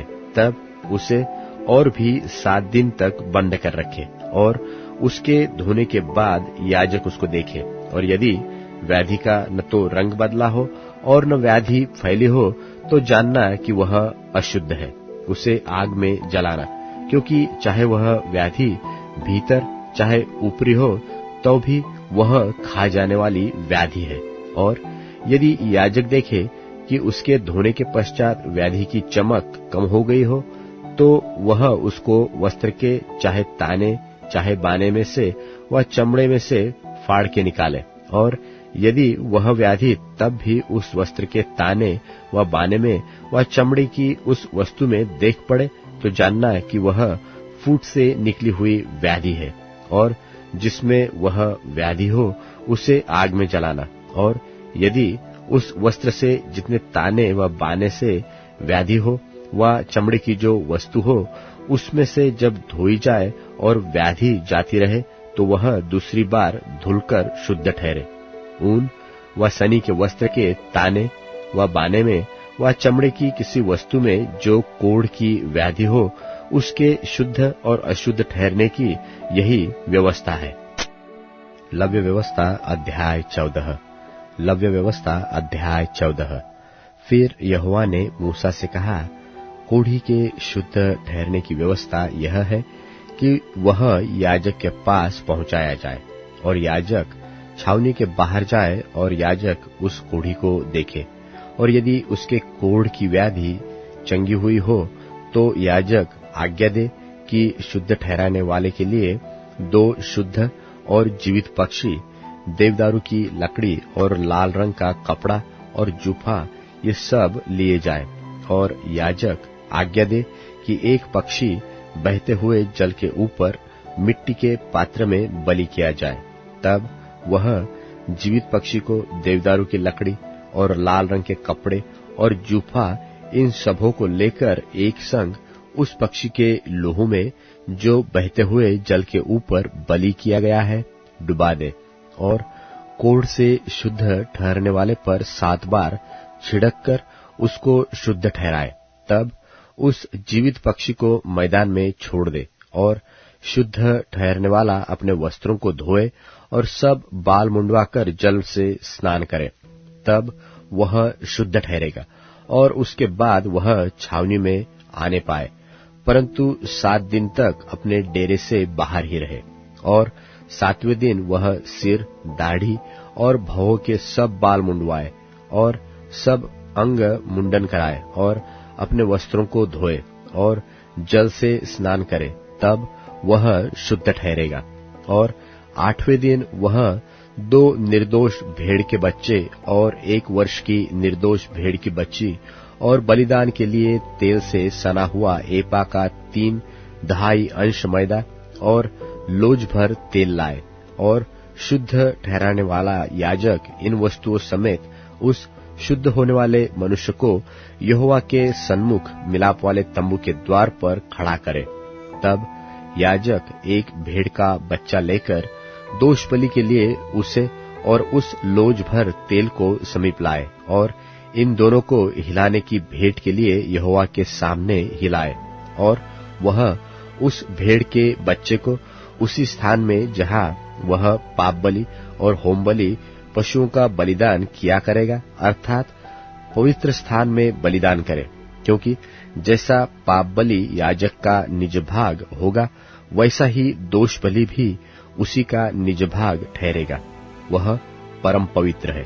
तब याजक दोष बलि के लोहू में से कुछ लेकर शुद्ध ठहराने वाले के दाहिने कान के सिरे पर और उसके दाहिने हाथ और दाहिने पांव के अंगूठों पर लगाए, और याजक उस लोज भर तेल में से कुछ लेकर अपने बाएं हाथ की हथेली पर डाले, और याजक अपने दाहिने हाथ की उंगली को अपने बाई हथेली पर के तेल में डुबाकर उस तेल में से कुछ अपनी उंगली से यहोवा के सन्मुख 7 बार छिड़के, और जो तेल उसकी हथेली पर रह जाएगा, याजक उसमें से कुछ शुद्ध होने वाले के दाहिने कान के सिरे पर और उसके दाहिने हाथ और दाहिने पांव के अंगूठों पर दोषबलि के लोहू के ऊपर लगाए, और जो तेल याजक की हथेली पर रह जाए उसको वह शुद्ध होने वाले के सिर पर डाल दे, और याजक उसके लिए यहोवा के सामने प्रायश्चित्त करे। और याजक पाप बलि को भी चढ़ाकर उसके लिए जो अपनी अशुद्धता से शुद्ध होने वाला हो प्रायश्चित्त करे, और उसके बाद होम बलि पशु का बलिदान करे, अन्न बलि समेत वेदी पर चढ़ाए, और याजक उसके लिए प्रायश्चित्त करे और वह शुद्ध ठहरेगा। परंतु यदि वह दरिद्र हो और इतना लाने के लिए उसके पास पूंजी न हो, तो वह अपना प्रायश्चित्त करवाने के निमित्त हिलाने के लिए भेड़ का बच्चा दोष बलि के लिए और तेल से सना हुआ एपा का 10वां अंश मैदा अन्न बलि करके और लोज भर तेल लाए, और 2 पंडुक व कबूतरी के 2 बच्चे लाए जो वह ला सके, और इनमें से एक तो पाप बलि के लिए और दूसरा होम बलि के लिए हो। और 8वें दिन वह इन सबों को अपने शुद्ध ठहरने के लिए मिलाप वाले तंबू के द्वार पर यहोवा के सन्मुख याजक के पास ले आए। तब याजक उस लोज भर तेल और दोष बलि वाले भेड़ के बच्चे को लेकर हिलाने की भेंट के लिए यहोवा के सामने हिलाए। फिर दोष बलि के भेड़ के बच्चे का बलिदान किया जाए, और याजक उसके लोहू में से कुछ लेकर शुद्ध ठहरने वाले के दाहिने कान के सिरे पर और उसके दाहिने हाथ और दाहिने पांव के अंगूठों पर लगाए। फिर याजक उस तेल में से कुछ अपने बाएं हाथ की हथेली पर डालकर अपने दाहिने हाथ की उंगली से अपनी बाई हथेली पर के तेल में से कुछ यहोवा के सन्मुख 7 बार छिड़के। फिर याजक अपनी हथेली पर के तेल में से कुछ शुद्ध ठहराने वाले के दाहिने कान के सिरे पर और उसके दाहिने हाथ और दाहिने पांव के अंगूठों पर दोष बलि के लोहू के स्थान पर लगाए, और जो तेल याजक की हथेली पर रह जाए उसे वह शुद्ध ठहराने वाले के लिए यहोवा के सामने प्रायश्चित्त करने को उसके सिर पर डाल दे। तब वह पंडुकों व कबूतरी के बच्चों में से जो वह ला सका हो एक को चढ़ाए, अर्थात जो पक्षी वह ला सका हो उनमें से वह एक को पाप बलि के लिए और अन्न बलि समेत दूसरे को होम बलि के लिए चढ़ाए।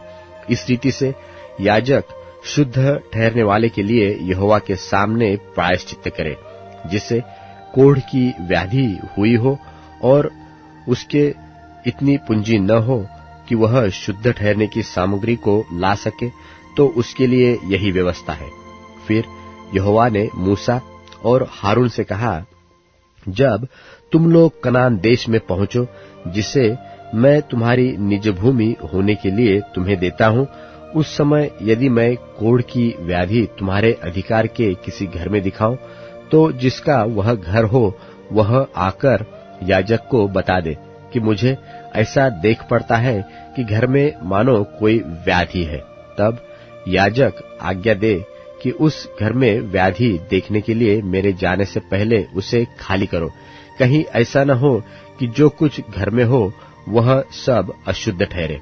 और पीछे याजक घर देखने को भीतर जाए, तब वह उस व्याधि को देखे, और यदि वह व्याधि घर की दीवारों पर हरी हरी व लाल लाल मानो खुदी हुई लकीरों के रूप में हो और ये लकीरें दीवार में गहरी देख पड़ती हो, तो याजक घर से बाहर द्वार पर जाकर घर को 7 दिन तक बंद कर रखे, और 7वें दिन याजक आकर देखे, और यदि वह व्याधि घर की दीवारों पर फैल गई हो, तो याजक आज्ञा दे कि जिन पत्थरों को व्याधि है उन्हें निकालकर नगर से बाहर किसी अशुद्ध स्थान में फेंक दे, और वह घर के भीतर ही भीतर चारों ओर खुरचवाए, और वह खुरचन की मिट्टी नगर से बाहर किसी अशुद्ध स्थान में डाली जाए, और उन पत्थरों के स्थान में और दूसरे पत्थर लेकर लगाए, और याजक ताजा गारा लेकर घर की जुड़ाई करे।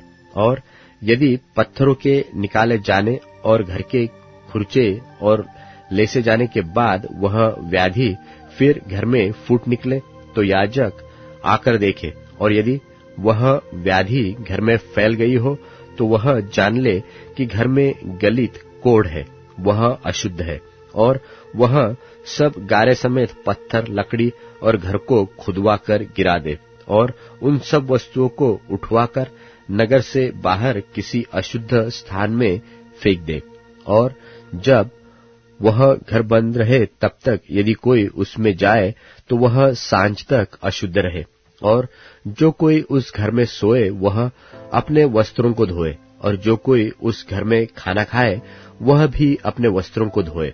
और यदि याजक आकर देखे कि जब से घर लेसा गया है तब से उसमें व्याधि नहीं फैली है, तो यह जानकर कि वह व्याधि दूर हो गई है, घर को शुद्ध ठहराए, और उस घर को पवित्र करने के लिए 2 पक्षी, देवदार की लकड़ी, लाल रंग का कपड़ा और जूफा लिवा लाए, और 1 पक्षी बहते हुए जल के ऊपर मिट्टी के पात्र में बलिदान करे।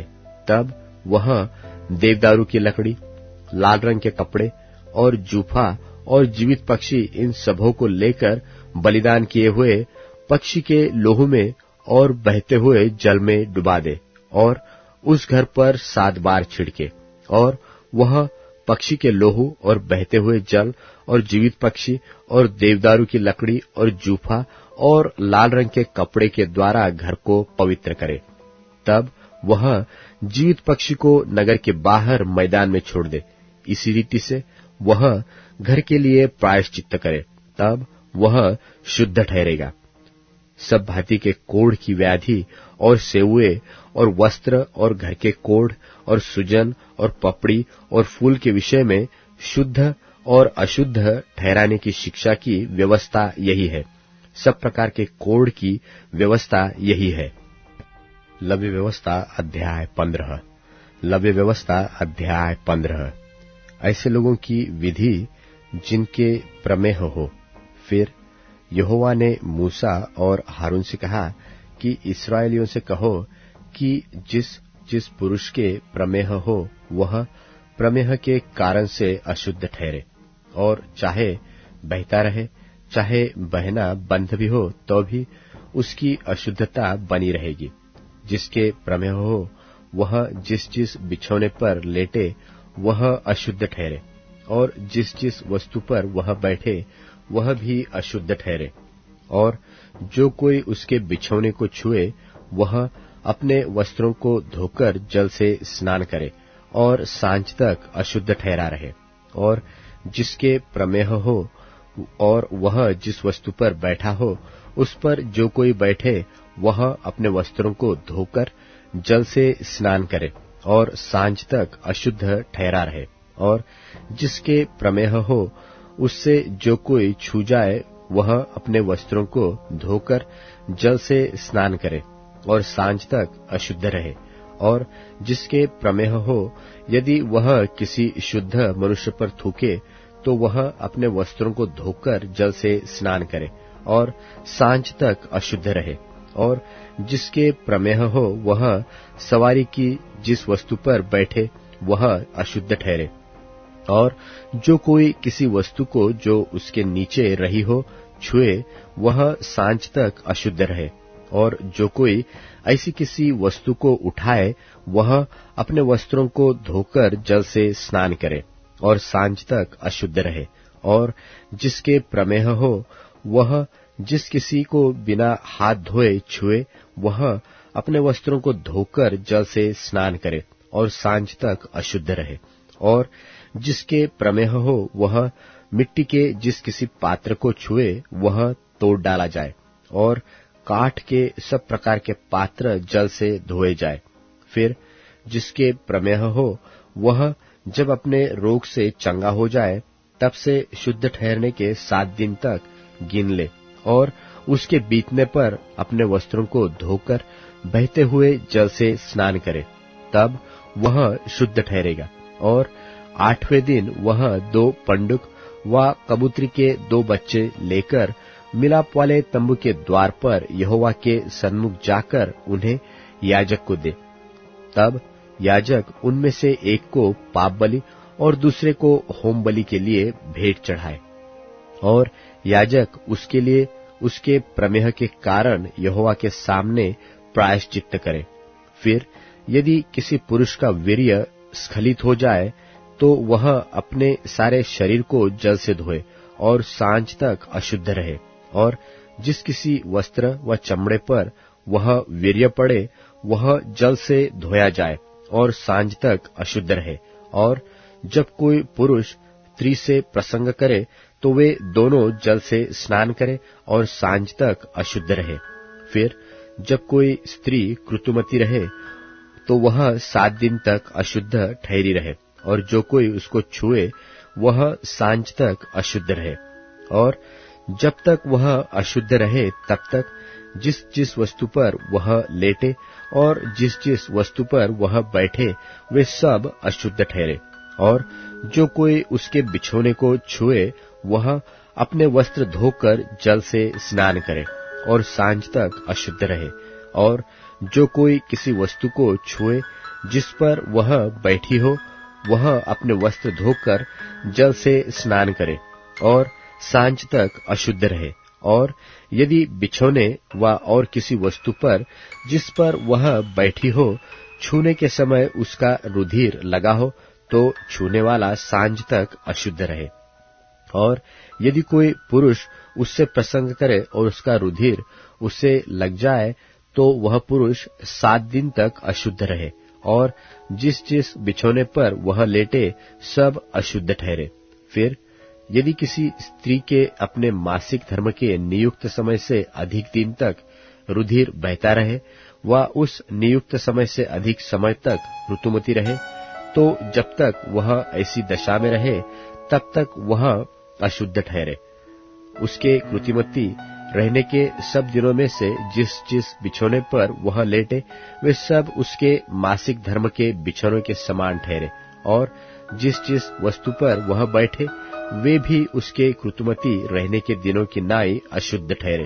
और जो कोई उन वस्तुओं को छुए वह अशुद्ध ठहरे, इसलिए वह अपने वस्त्रों को धोकर जल से स्नान करे और सांझ तक अशुद्ध रहे। और जब तक वह स्त्री अपने ऋतुमती से शुद्ध हो जाए तब से वह 7 दिन गिन ले, और उन दिनों के बीतने पर वह शुद्ध ठहरे। फिर 8वें दिन वह 2 पंडुक या कबूतरी के 2 बच्चे लेकर मिलाप वाले तंबू के द्वार पर याजक के पास जाए। तब याजक एक को पाप बलि और दूसरे को होम बलि के लिए चढ़ाए, और याजक उसके लिए उसके मासिक धर्म की अशुद्धता के कारण यहोवा के सामने प्रायश्चित्त करे। इस प्रकार से तुम इस्राएलियों को उनकी अशुद्धता से न्यारे रखा करो, कहीं ऐसा न हो कि यहोवा के निवास को जो उनके बीच में है अशुद्ध करके अपनी अशुद्धता में फंसे हुए मर जाए। जिसके प्रमेह हो और जो पुरुष वीर्य स्खलित होने से अशुद्ध हो और जो स्त्री ऋतुमती हो, और क्या पुरुष क्या स्त्री जिस किसी के धातु रोग हो और जो पुरुष अशुद्ध स्त्री से प्रसंग करे, इन सबों के लिए यही व्यवस्था है। लव्य व्यवस्था अध्याय 16। लव्य व्यवस्था अध्याय 16। प्रायश्चित्त के दिन का आचार। जब हारून के 2 पुत्र यहोवा के सामने समीप जाकर मर गए, उसके बाद यहोवा ने मूसा से बातें की, और यहोवा ने मूसा से कहा, अपने भाई हारून से कह कि संदूक के ऊपर के प्रायश्चित्त वाले ढकने के आगे बीच वाले पर्दे के अंदर पवित्र स्थान में हर समय न प्रवेश करना, नहीं तो मर जाएगा, क्योंकि मैं प्रायश्चित्त वाले ढकने के ऊपर बादल में दिखाई दूंगा। और जब हारून पवित्र स्थान में प्रवेश करे तब इस रीति से प्रवेश करे, अर्थात पाप बलि के लिए एक बछड़े को और होम बलि के लिए एक मेंढे को लेकर आए। वह सनी के कपड़े का पवित्र अंगरखा और अपने तन पर सनी के कपड़े की जांघिया पहने हुए और सनी के कपड़े का कटिबंध और सनी के कपड़े की पगड़ी भी बांधे हुए प्रवेश करे। ये पवित्र वस्त्र है और वह जल से स्नान करके इन्हें पहने। फिर वह इस्राएलियों की मंडली के पास से पाप बलि के लिए 2 बकरे और होम बलि के लिए 1 मेंढा ले आए, और हारून उस पाप बलि के बछड़े को, जो उसी के लिए होगा, चढ़ाकर अपने और अपने घराने के लिए प्रायश्चित्त करे, और उन दोनों बकरों को लेकर मिलाप वाले तंबू के द्वार पर यहोवा के सामने खड़ा करे। और हारून दोनों बकरों पर चिट्ठियां डाले, एक चिट्ठी यहोवा के लिए और दूसरी अजाजेल के लिए हो। और जिस बकरे पर यहोवा के नाम की चिट्ठी निकले उसको हारून पाप बलि के लिए चढ़ाए, परंतु जिस बकरे पर अजाजेल के लिए चिट्ठी निकले वह यहोवा के सामने जीवित खड़ा किया जाए कि उससे प्रायश्चित्त किया जाए, और वह अजाजेल के लिए जंगल में छोड़ा जाए। और हारून उस पाप बलि के बछड़े को, जो उसी के लिए होगा, समीप ले आए और उसको बलिदान करके अपने और अपने घराने के लिए प्रायश्चित्त करे। और जो वेदी यहोवा के सन्मुख है उस पर के जलते हुए कोयले से भरे हुए धूपदान को लेकर और अपनी दोनों मुट्ठियों को फूटे हुए सुगंधित धूप से भरकर बीच वाले पर्दे के भीतर ले आकर उस धूप को यहोवा के सन्मुख आग में डाले, जिससे धूप का धुआं साक्षी पत्र के ऊपर के प्रायश्चित्त के ढकने के ऊपर छा जाए, नहीं तो वह मर जाएगा। तब वह बछड़े के लोहू में से कुछ लेकर पूर्व की ओर पश्चिम के ढकने के ऊपर अपनी उंगली से छिड़के, और फिर उस लोहू में से कुछ उंगली के द्वारा उस ढकने के सामने भी 7 बार छिड़क दे। फिर वह उस पाप बलि के बकरे को साधारण जनता के लिए होगा बलिदान करके उसके लोहू को बीच वाले पर्दे के भीतर ले आए, और जिस प्रकार बछड़े के लोहू से उसने किया था ठीक वैसा ही वह बकरे के लोहू से भी करे, अर्थात उसको प्रायश्चित्त के ढकने के ऊपर और उसके सामने छिड़के। और वह इस्राएलियों की भांति भांति की अशुद्धता और अपराधों और उनके सब पापों के कारण पवित्र स्थान के लिए प्रायश्चित्त करे। और मिलाप वाला तंबू जो उनके संग उनकी भांति भांति की अशुद्धता के बीच रहता है उसके लिए भी वह वैसा ही करे। और जब हारून प्रायश्चित्त करने के लिए पवित्र स्थान में प्रवेश करे, तब से जब तक वह अपने और अपने घराने और इस्राएल की सारी मंडली के लिए प्रायश्चित्त करके बाहर न निकले, तब तक कोई मनुष्य मिलाप वाले तंबू में न रहे।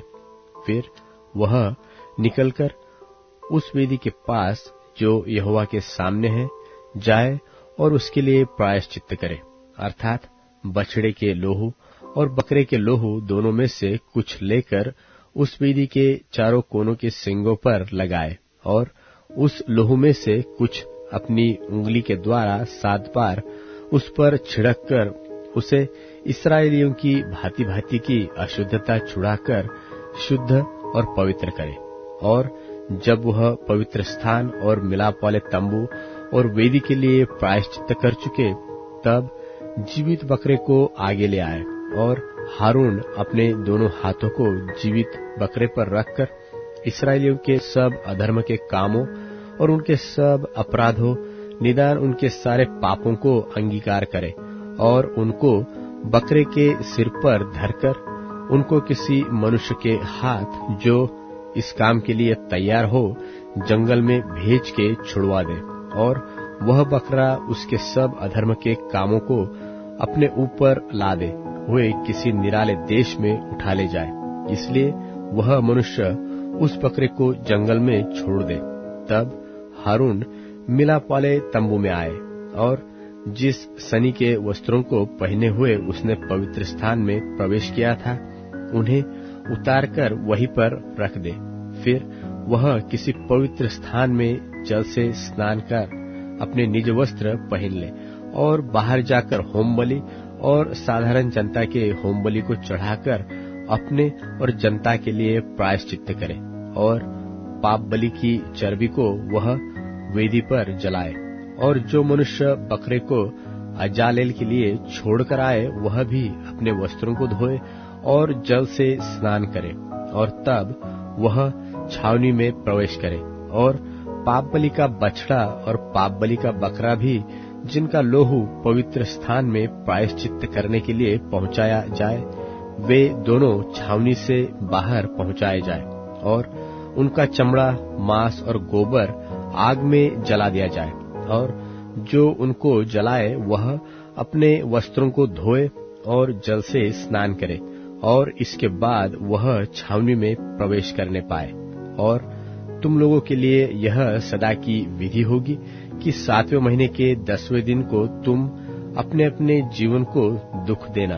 और उस दिन कोई, चाहे वह तुम्हारे निज देश का हो, चाहे तुम्हारे बीच रहने वाला कोई परदेशी हो, कोई भी किसी प्रकार का कामकाज न करे, क्योंकि उस दिन तुम्हें शुद्ध करने के लिए तुम्हारे निमित्त प्रायश्चित किया जाएगा और तुम अपने सब पापों से यहोवा के सन्मुख पवित्र ठहरोगे। यह तुम्हारे लिए परम विश्राम का दिन ठहरे और तुम उस दिन अपने अपने जीव को दुख देना। यह सदा की विधि है। और जिसका अपने पिता के स्थान पर याजक पद के लिए अभिषेक और संस्कार किया जाए, वह याजक प्रायश्चित किया करे, अर्थात वह सनी के पवित्र वस्त्रों को पहनकर पवित्र स्थान और मिलाप वाले तंबू और वेदी के लिए प्रायश्चित करे और याजकों के और मंडली के सब लोगों के लिए भी प्रायश्चित करे। और यह तुम्हारे लिए सदा की विधि होगी कि इस्राएलियों के लिए प्रतिवर्ष एक बार तुम्हारे सारे पापों के लिए प्रायश्चित किया जाए, यहोवा की इस आज्ञा के अनुसार जो उसने मूसा को दी थी, हारून ने किया। लव्य व्यवस्था अध्याय 17। लव्य व्यवस्था अध्याय 17।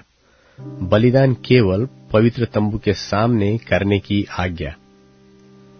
फिर यहोवा ने मूसा से कहा, हारून और उसके पुत्रों से और कुल इस्राएलियों से कह कि यहोवा ने यह आज्ञा दी है कि इस्राएल के घराने में से कोई मनुष्य हो जो बैल व भेड़ के बच्चे व बकरी को चाहे छावनी में चाहे छावनी से बाहर घात करके मिलाप वाले तंबू के द्वार पर यहोवा के निवास के सामने यहोवा को चढ़ाने के निमित्त न ले जाए, तो उस मनुष्य को लहू बहाने का दोष लगेगा और वह मनुष्य जो लहू बहाने वाला ठहरेगा वह अपने लोगों के बीच से नाश किया जाए। इस विधि का यह कारण है कि इस्राएली अपने बलिदान जिनको वह खुले मैदान में वध करते हैं, वे उन्हें मिलाप वाले तंबू के द्वार पर याजक के पास यहोवा के लिए ले जाकर उसी के लिए मेल बलि करके बलिदान किया करे। और याजक लोहू को मिलाप वाले तंबू के द्वार पर यहोवा की वेदी के ऊपर छिड़के और चर्बी को उसके सुखदायक सुगंध के लिए जलाए। और वे जो बकरों के पूजक होकर व्यभिचार करते हैं, वे फिर अपने बलि पशुओं को उनके लिए बलिदान न करें। तुम्हारी पीढ़ियों के लिए यह सदा की विधि होगी। और तू उनसे कह कि इस्राएल के घराने के लोगों में से व उनके बीच रहने वाले परदेशी में से कोई मनुष्य क्यों न हो जो होम बलि व मेल बलि चढ़ाए और उसको मिलाप वाले तंबू के द्वार पर यहोवा के लिए चढ़ाने को न ले आए, वह मनुष्य अपने लोगों में से नाश किया जाए। लोहू की पवित्रता।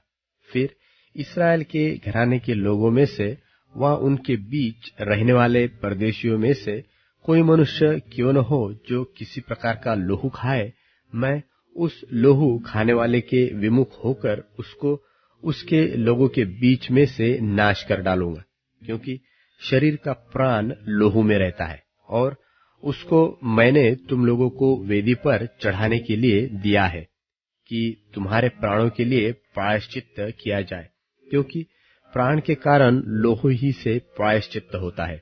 इस कारण मैं इस्राएलियों से कहता हूं कि तुम में से कोई प्राणी लोहू न खाए, और जो परदेशी तुम्हारे बीच रहता हो वह भी लोहू कभी न खाए। और इस्राएलियों में से व उनके बीच रहने वाले परदेशियों में से कोई मनुष्य क्यों न हो जो अहेर करके खाने के योग्य पशु व पक्षी को पकड़े, वह उसके लोहू को उंडेल कर धूलि से ढाप दे, क्योंकि शरीर का प्राण जो है वह उसका लोहू ही है, जो उसके प्राण के साथ एक है। इसलिए मैं इस्राएलियों से कहता हूं कि किसी प्रकार के प्राणी के लोहू को तुम न खाना, क्योंकि सब प्राणियों का प्राण उसका लोहू ही है। जो कोई उसको खाए वह नाश किया जाए, और चाहे वह देशी हो व परदेशी। जो कोई किसी लोथ व फाड़े हुए पशु का मांस खाए, वह अपने वस्त्रों को धोकर जल से स्नान करे और सांझ तक शुद्ध रहे, तब तक वह शुद्ध होगा। और यदि वह उनको न धोए और न स्नान करे, तो उसको अपने अधर्म का भार स्वयं उठाना पड़ेगा। लव्य व्यवस्था अध्याय 18। लव्य व्यवस्था अध्याय 18। भांति भांति के घिनौने कामों का निषेध। फिर यहोवा ने मूसा से कहा, इस्राएलियों से कह कि मैं तुम्हारा परमेश्वर हूँ। तुम मिस्र देश के कामों के अनुसार जिसमें तुम रहते थे न करना, और कनान देश के कामों के अनुसार भी जहाँ मैं तुम्हें ले चलता हूँ न करना, और न उन देशों की विधियों पर चलना। मेरे ही नियमों को मानना और मेरी ही विधियों को मानते हुए उन पर चलना। मैं तुम्हारा परमेश्वर यहोवा हूँ, इसलिए तुम मेरे नियमों और मेरी विधियों को निरंतर मानना। जो मनुष्य उनको माने वह उनके कारण जीवित रहेगा। मैं यहोवा हूँ। तुम में से कोई भी अपनी किसी निकट कुटुंबिन का तन उघाड़ने को उसके पास न जाए। मैं यहोवा हूँ। अपनी माता का तन जो तुम्हारे पिता का तन है न उघाड़ना, वह तो तुम्हारी माता है, इसलिए तुम उसका तन न उघाड़ना। अपनी सौतेली माता का भी तन न उघाड़ना, वह तो तुम्हारे पिता का ही तन है।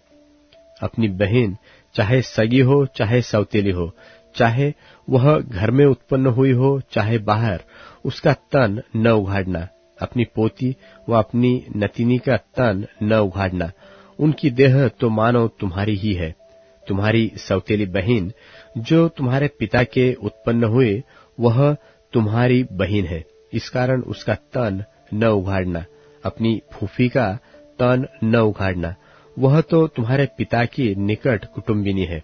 अपनी मौसी का तन न उघाड़ना, क्योंकि वह तुम्हारी माता की निकट कुटुंबिनी है। अपने चाचा का तन न उघाड़ना, अर्थात उसकी स्त्री के पास न जाना, वह तो तुम्हारी चाची है। अपनी बहू का तन न उघाड़ना, वह तो तुम्हारे बेटे की स्त्री है, इस कारण तुम उसका तन न उघाड़ना। अपनी भौजी का तन न उघाड़ना, वह तो तुम्हारे भाई ही का तन है। किसी की स्त्री और उसकी बेटी दोनों का तन न उघाड़ना, और उसकी पोती को व उसकी नतिनी को अपनी स्त्री करके उसका तन न उघाड़ना, वे तो निकट कुटुंबिनी है। ऐसा करना महापाप है। और अपनी स्त्री की बहन को भी अपनी स्त्री करके उसकी सौत न करना, कि पहली के जीवित रहते हुए उसका तन भी उघाड़े। फिर जब तक कोई स्त्री अपने कृत्य के कारण अशुद्ध रहे, तब तक उसके पास उसका तन उघाड़ने को न जाना। फिर अपने भाई बंधु की स्त्री से कुकर्म करके अशुद्ध न हो जाना, और अपने संतान में से किसी को मोलेक के लिए होम करके न चढ़ाना, और न अपने परमेश्वर के नाम को अपवित्र ठहराना। मैं यहोवा हूँ। स्त्री गमन की रीति से पुरुष गमन न करना, वह तो घिनौना काम है। किसी जाति के पशु के साथ पशुगमन करके अशुद्ध न हो जाना, और न कोई स्त्री पशु के सामने इसलिए खड़ी हो कि उसके संग कुकर्म करे, यह तो उल्टी बात है। ऐसा कोई भी काम करके अशुद्ध न हो जाना, क्योंकि जिन जातियों को मैं तुम्हारे आगे से निकालने पर हूँ, वे ऐसे ऐसे काम करके अशुद्ध हो गई है, और उनका देश भी अशुद्ध हो गया है। इस कारण मैं उस पर उसके अधर्म का दंड देता हूँ, और वह देश अपने निवासियों को उगल देता है। इस कारण तुम लोग मेरी विधियों और नियमों को निरंतर मानना, और चाहे देशी चाहे तुम्हारे बीच रहने वाला परदेशी हो, तुम में से कोई भी ऐसा घिनौना काम न करे, क्योंकि ऐसे सब घिनौने कामों को उस देश के मनुष्य जो तुमसे पहले उसमें रहते थे वे करते आए हैं। इसी से वह देश अशुद्ध हो गया है। अब ऐसा न हो कि जिस रीति से जो जाति तुमसे पहले उस देश में रहती थी उसको उसने उगल दिया, उसी रीति जब तुम उसको अशुद्ध करो तो वह तुमको भी उगल दे। जितने ऐसा कोई घिनौना काम करे वे सब प्राणी अपने लोगों में से नाश किए जाए। वह आज्ञा जो मैंने तुम्हारे मानने को दी है उसे तुम मानना, और जो घिनौनी रीतियां तुमसे पहले प्रचलित है उनमें से किसी पर न चलना और न उसके कारण अशुद्ध हो जाना। मैं तुम्हारा परमेश्वर यहोवा हूँ। लव्य व्यवस्था अध्याय 19। लव्य व्यवस्था अध्याय 19। भांति भांति का आचार। फिर यहोवा ने मूसा से कहा, इस्राएलियों की सारी मंडली से कह कि तुम पवित्र बने रहो, क्योंकि मैं तुम्हारा परमेश्वर यहोवा पवित्र हूँ। तुम अपनी अपनी माता और अपने अपने पिता का भय मानना और मेरे विश्राम दिनों को मानना। मैं तुम्हारा परमेश्वर यहोवा हूँ। तुम मूर्तों की ओर न फिरना और देवताओं की प्रतिमाएं ढालकर न बना लेना। मैं तुम्हारा परमेश्वर यहोवा हूँ। जब तुम यहोवा के लिए मेलबलि करो तब ऐसा बलिदान करना जिससे मैं तुमसे प्रसन्न हो जाऊं। उसका मांस बलिदान के दिन और दूसरे दिन खाया जाए, परंतु तीसरे दिन तक जो रह जाए वह आग में जला दिया जाए। और यदि उसमें से कुछ भी तीसरे दिन खाया जाए तो यह घृणित ठहरेगा और ग्रहण न किया जाएगा, और उसका खाने वाला यहोवा के पवित्र पदार्थ को अपवित्र ठहराता है। इसलिए उसको अपने अधर्म का भार स्वयं उठाना पड़ेगा और वह प्राणी अपने लोगों में से नाश किया जाएगा। फिर जब तुम अपने देश के खेत काटो तब अपने खेत के कोने कोने तक पूरा न काटना, और काटे हुए खेत की गिरी पड़ी बालों को न चुनना। अपनी दाख की बारी का दाना दाना न तोड़ लेना, और अपनी दाख की बारी के झड़े हुए अंगूरों को न बटोरना। उसे दीन और परदेशी लोगों के लिए छोड़ देना। मैं तुम्हारा परमेश्वर हूँ। तुम चोरी न करना और एक दूसरे से न तो कपट करना और न झूठ बोलना। तुम मेरे नाम की झूठी शपथ खाके अपने परमेश्वर का नाम अपवित्र न ठहराना। मैं यहोवा हूँ। एक दूसरे पर अंधेर न करना और न एक दूसरे को लूट लेना, और मजदूर की मजदूरी तेरे पास सारी रात बिहान तक न रहने पाए। बहरे को शाप न देना और न अंधे के आगे ठोकर रखना, और अपने परमेश्वर का भय मानना। मैं यहोवा हूँ। न्याय में कुटिलता न करना और न तो कंगाल का पक्ष करना और न बड़े मनुष्यों का मुंह देखा विचार करना। एक दूसरे का कार्य धर्म से करना। लुतरा बनके अपने लोगों में न फिरा करना और एक दूसरे के लोहू बहाने की युक्तियां न बांधना। मैं यहोवा हूँ। अपने मन में एक दूसरे के प्रति बैर न रखना। अपने पड़ोसी को अवश्य डांटना नहीं, तो उसके पाप का भार तुझको उठाना पड़ेगा। पलटा न लेना और न अपने जाति भाइयों के बैर रखना, परंतु एक दूसरे से अपने ही समान प्रेम रखना। मैं यहोवा हूँ। तुम मेरी विधियों को निरंतर मानना। अपने पशुओं को भिन्न जाति के पशुओं से मेल खाने न देना।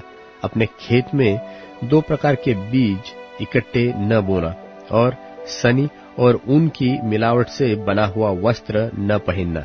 फिर कोई स्त्री दासी हो और उसकी मंगनी किसी पुरुष से हुई हो, परंतु वह न तो दाम से और न सेंतमेंत स्वाधीन की गई हो, उससे यदि कोई कुकर्म करे तो उन दोनों को दंड तो मिले, पर उस स्त्री के स्वाधीन न होने के कारण वे दोनों मार डाले जाए। पर वह पुरुष मिलाप वाले तंबू के द्वार पर यहोवा के पास एक मेंढा दोष बलि के लिए ले आए, और याजक उसके लिए किए हुए पाप के कारण दोष बलि के मेंढे के द्वारा उसके लिए यहोवा के सामने प्रायश्चित करे। तब उसका किया हुआ पाप क्षमा किया जाएगा। फिर जब तुम कनान देश में पहुंचकर किसी प्रकार के फल के वृक्ष लगाओ, तो उनके फल 3 वर्ष तक तुम्हारे लिए मानो खतना रहित ठहरे रहे, इसलिए उनमें से कुछ न खाया जाए। और चौथे वर्ष में उनके सब फल यहोवा की स्तुति करने के लिए पवित्र ठहरे। तब 5वें वर्ष में तुम उसके फल खाना, इसलिए कि उनमें तुमको बहुत फल मिले। मैं तुम्हारा परमेश्वर यहोवा हूँ। तुम लोहू लगा हुआ कुछ मांस न खाना, और न टोना करना, और न शुभ व अशुभ मुहूर्तों को मानना, और अपने सिर में घेरा रखकर न मुंडना, और न अपने गाल के बालों को मुंडाना। मुर्दों के कारण अपने शरीर को बिल्कुल न चीरना, और न उसमें छाप लगाना। मैं यहोवा हूँ। अपनी बेटियों को वेश्या बनाकर अपवित्र न करना। ऐसा न हो कि देश वेश्यागमन के कारण महापाप से भर जाए। मेरे विश्राम दिन को माना करना, और मेरे पवित्र स्थान का भय निरंतर मानना। मैं यहोवा हूँ। ओझाओं और भूत साधने वालों की ओर न फिरना, और ऐसों की खोज करके उनके कारण अशुद्ध न हो जाना। मैं तुम्हारा परमेश्वर यहोवा हूँ। पके बाल वाले के सामने उठ खड़े होना, और बूढ़े का आदर करना, और अपने परमेश्वर का भय निरंतर मानना। मैं यहोवा हूँ।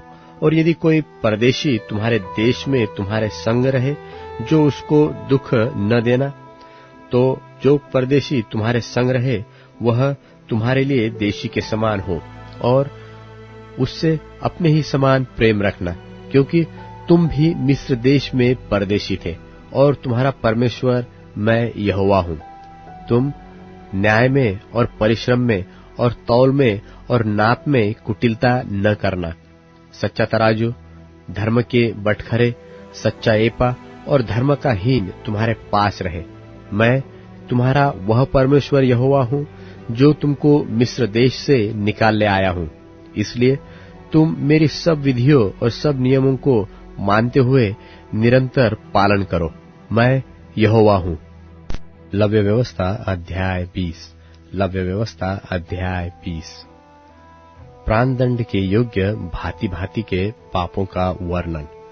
फिर यहोवा ने मूसा से कहा, इस्राएलियों से कह कि इस्राएलियों में से व इस्राएलियों के बीच रहने वाले परदेशियों में से कोई क्यों न हो जो अपनी कोई संतान मोलेक को बलिदान करे, वह निश्चय मार डाला जाए, और जनता उसको पत्थरवाह करे।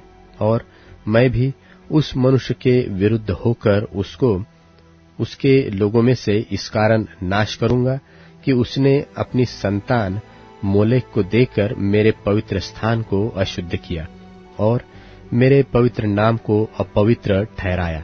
और यदि कोई अपनी संतान मोलेक को बलिदान करे, और जनता उसके विषय में आनाकानी करे और उसको मार न डाले, तब तो मैं स्वयं उस मनुष्य और उसके घराने के विरुद्ध होकर उसको और जितने उसके पीछे होकर मोलेक के साथ व्यभिचार करे, उन सबों को भी उनके लोगों के बीच में नाश करूंगा। फिर जो प्राणी ओझाओं व भूत साधने वालों की ओर फिर के और उनके पीछे होकर व्यभिचारी बने, तब मैं उस प्राणी के विरुद्ध होकर उसको उसके लोगों के बीच में से नाश कर दूंगा। इसलिए तुम अपने आप को पवित्र करो और पवित्र बने रहो, क्योंकि मैं तुम्हारा परमेश्वर यहोवा हूँ। और तुम मेरी विधियों को मानना और उनका पालन भी करना, क्योंकि मैं तुम्हारा पवित्र करने वाला परमेश्वर यहोवा हूँ। कोई क्यों न हो जो अपने पिता व माता को शाप दे, वह निश्चय मार डाला जाए। उसने अपने पिता व माता को शाप दिया है, इस कारण उसका खून उसी के सिर पर पड़ेगा।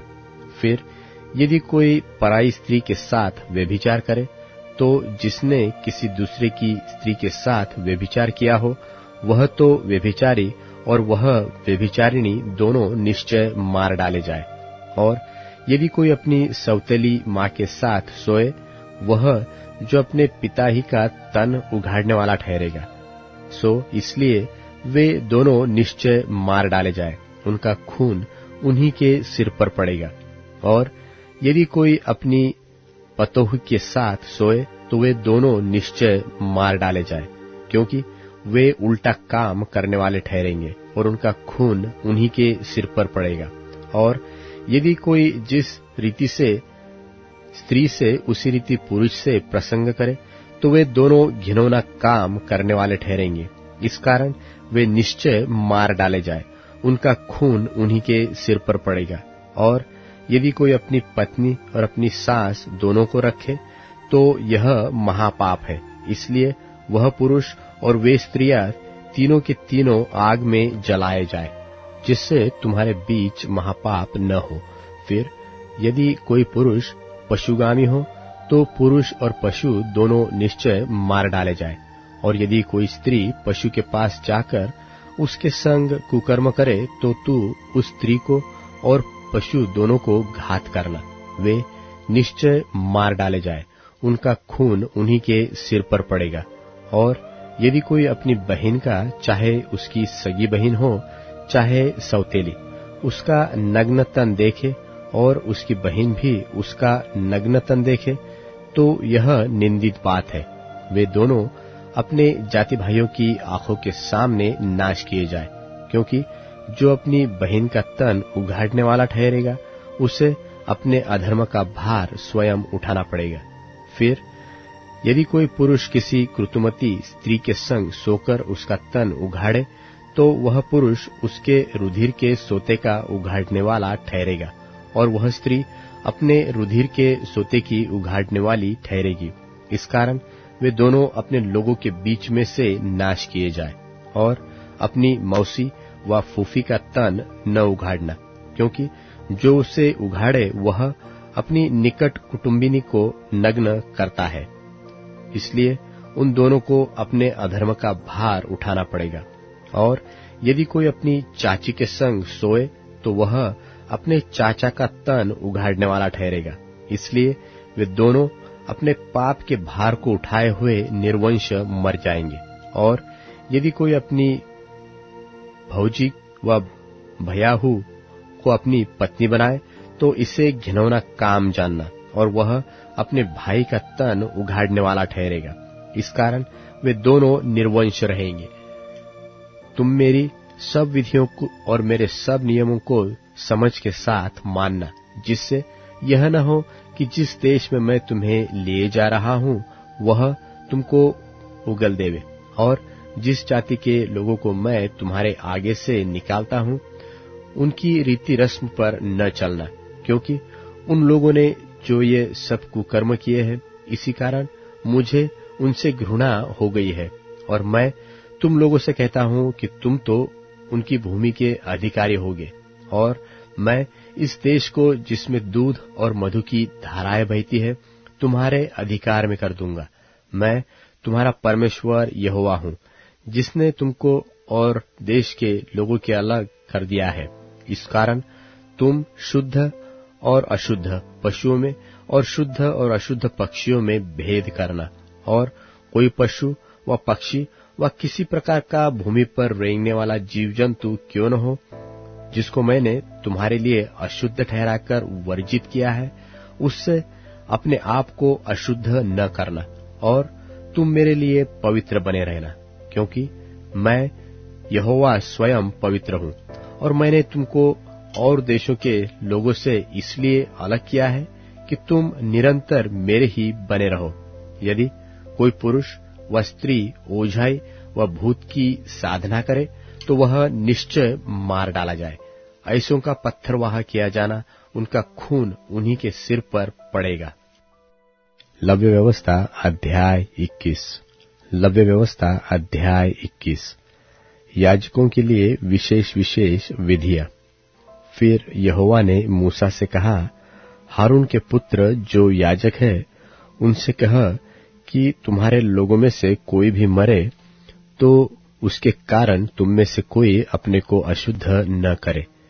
अपने निकट कुटुंबियों अर्थात अपनी माता व पिता व बेटे व बेटी व भाई के लिए, व अपनी कुंवारी बहन जिसका विवाह न हुआ हो, जिनका समीपी संबंध है, उनके लिए वह अपने को अशुद्ध कर सकता है। पर याजक होने के नाते से वह अपने लोगों में प्रधान है, इसलिए वह अपने को ऐसा अशुद्ध न करे कि अपवित्र हो जाए। वे न तो अपने सिर मुंडाए और न अपने गाल के बालों को मुंडाए और न अपने शरीर चीरे। वे अपने परमेश्वर के लिए पवित्र बने रहे और अपने परमेश्वर का नाम अपवित्र न करे, क्योंकि वे यहोवा के हव्य को जो उनके परमेश्वर का भोजन है चढ़ाया करते हैं। इस कारण वे पवित्र बने रहे। वे वेश्या व भ्रष्टा को ब्याह न ले और न त्यागी हुई को ब्याह ले, क्योंकि याजक अपने परमेश्वर के लिए पवित्र होता है। इसलिए तू याजक को पवित्र जानना, क्योंकि वह तुम्हारे परमेश्वर का भोजन चढ़ाया करता है, इसलिए वह तेरी दृष्टि में पवित्र ठहरे। क्योंकि मैं यहोवा जो तुमको पवित्र करता हूँ पवित्र हूँ। और यदि याजक की बेटी वेश्या बनकर अपने आप को अपवित्र करे, तो वह अपने पिता को अपवित्र ठहराती है, वह आग में जलाई जाए।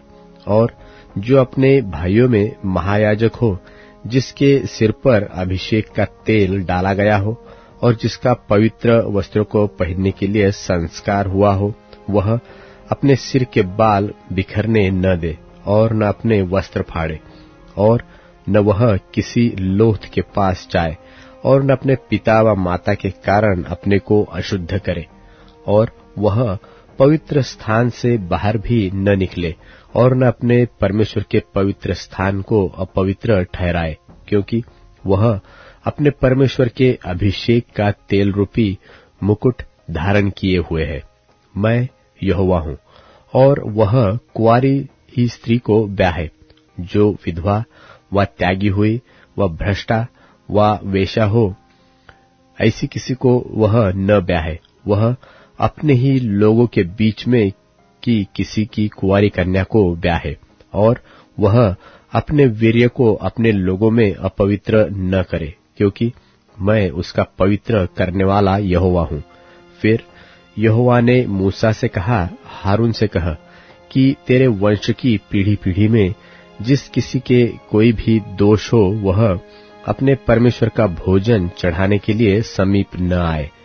कोई क्यों न हो जिसमें दोष हो, वह समीप न आए, चाहे वह अंधा हो, चाहे लंगड़ा, चाहे नख चपटा हो, चाहे उसके कुछ अधिक अंग हो, व उसका पाँव व हाथ टूटा हो, व वह कुबड़ा व बौना हो, व उसकी आंख में दोष हो, व उस मनुष्य के चाई व खुजली हो, वह उसके अंड चिपके हो, व हारून याजक के वंश में से जिस किसी में कोई भी दोष हो, वह यहोवा के हव्य चढ़ाने के लिए समीप न आए। वह जो दोष युक्त है, कभी भी अपने परमेश्वर का भोजन चढ़ाने के लिए समीप न आए। वह अपने परमेश्वर के पवित्र और परम पवित्र दोनों प्रकार के भोजन को खाए, परंतु उसके दोष के कारण वह न तो बीच वाले पर्दे के भीतर आए और न वेदी के समीप, जिससे ऐसा न हो कि वह मेरे पवित्र स्थानों को अपवित्र करे, क्योंकि मैं उनका पवित्र करने वाला परमेश्वर यहोवा हूँ। इसलिए मूसा ने हारून और उनके पुत्रों को तथा कुल इस्राएलियों को यह बातें कह सुनाई। लव्य व्यवस्था अध्याय 22। लव्य व्यवस्था अध्याय 22। फिर यहोवा ने मूसा से कहा, हारून और उसके पुत्रों से ये कहा कि इस्राएलियों की पवित्र की हुई वस्तुओं से जिनको वे मेरे लिए पवित्र करते हैं न्यारे रहे, और मेरे पवित्र नाम को अपवित्र न करे। मैं यहोवा हूँ। और उनसे कहा कि तुम्हारी पीढ़ी पीढ़ी में तुम्हारे सारे वंश में से जो कोई अपनी अशुद्धता की दशा में उन पवित्र की हुई वस्तुओं के पास जाए जिन्हें इस्राएली यहोवा के लिए पवित्र करते हैं, वह प्राणी मेरे सामने से नाश किया जाएगा। मैं यहोवा हूँ। हारून के वंश में से कोई क्यों न हो जो कोढ़ी हो वा उसके प्रमेह हो, वह मनुष्य जब तक शुद्ध न हो जाए तब तक पवित्र की हुई वस्तुओं में से कुछ न खाए।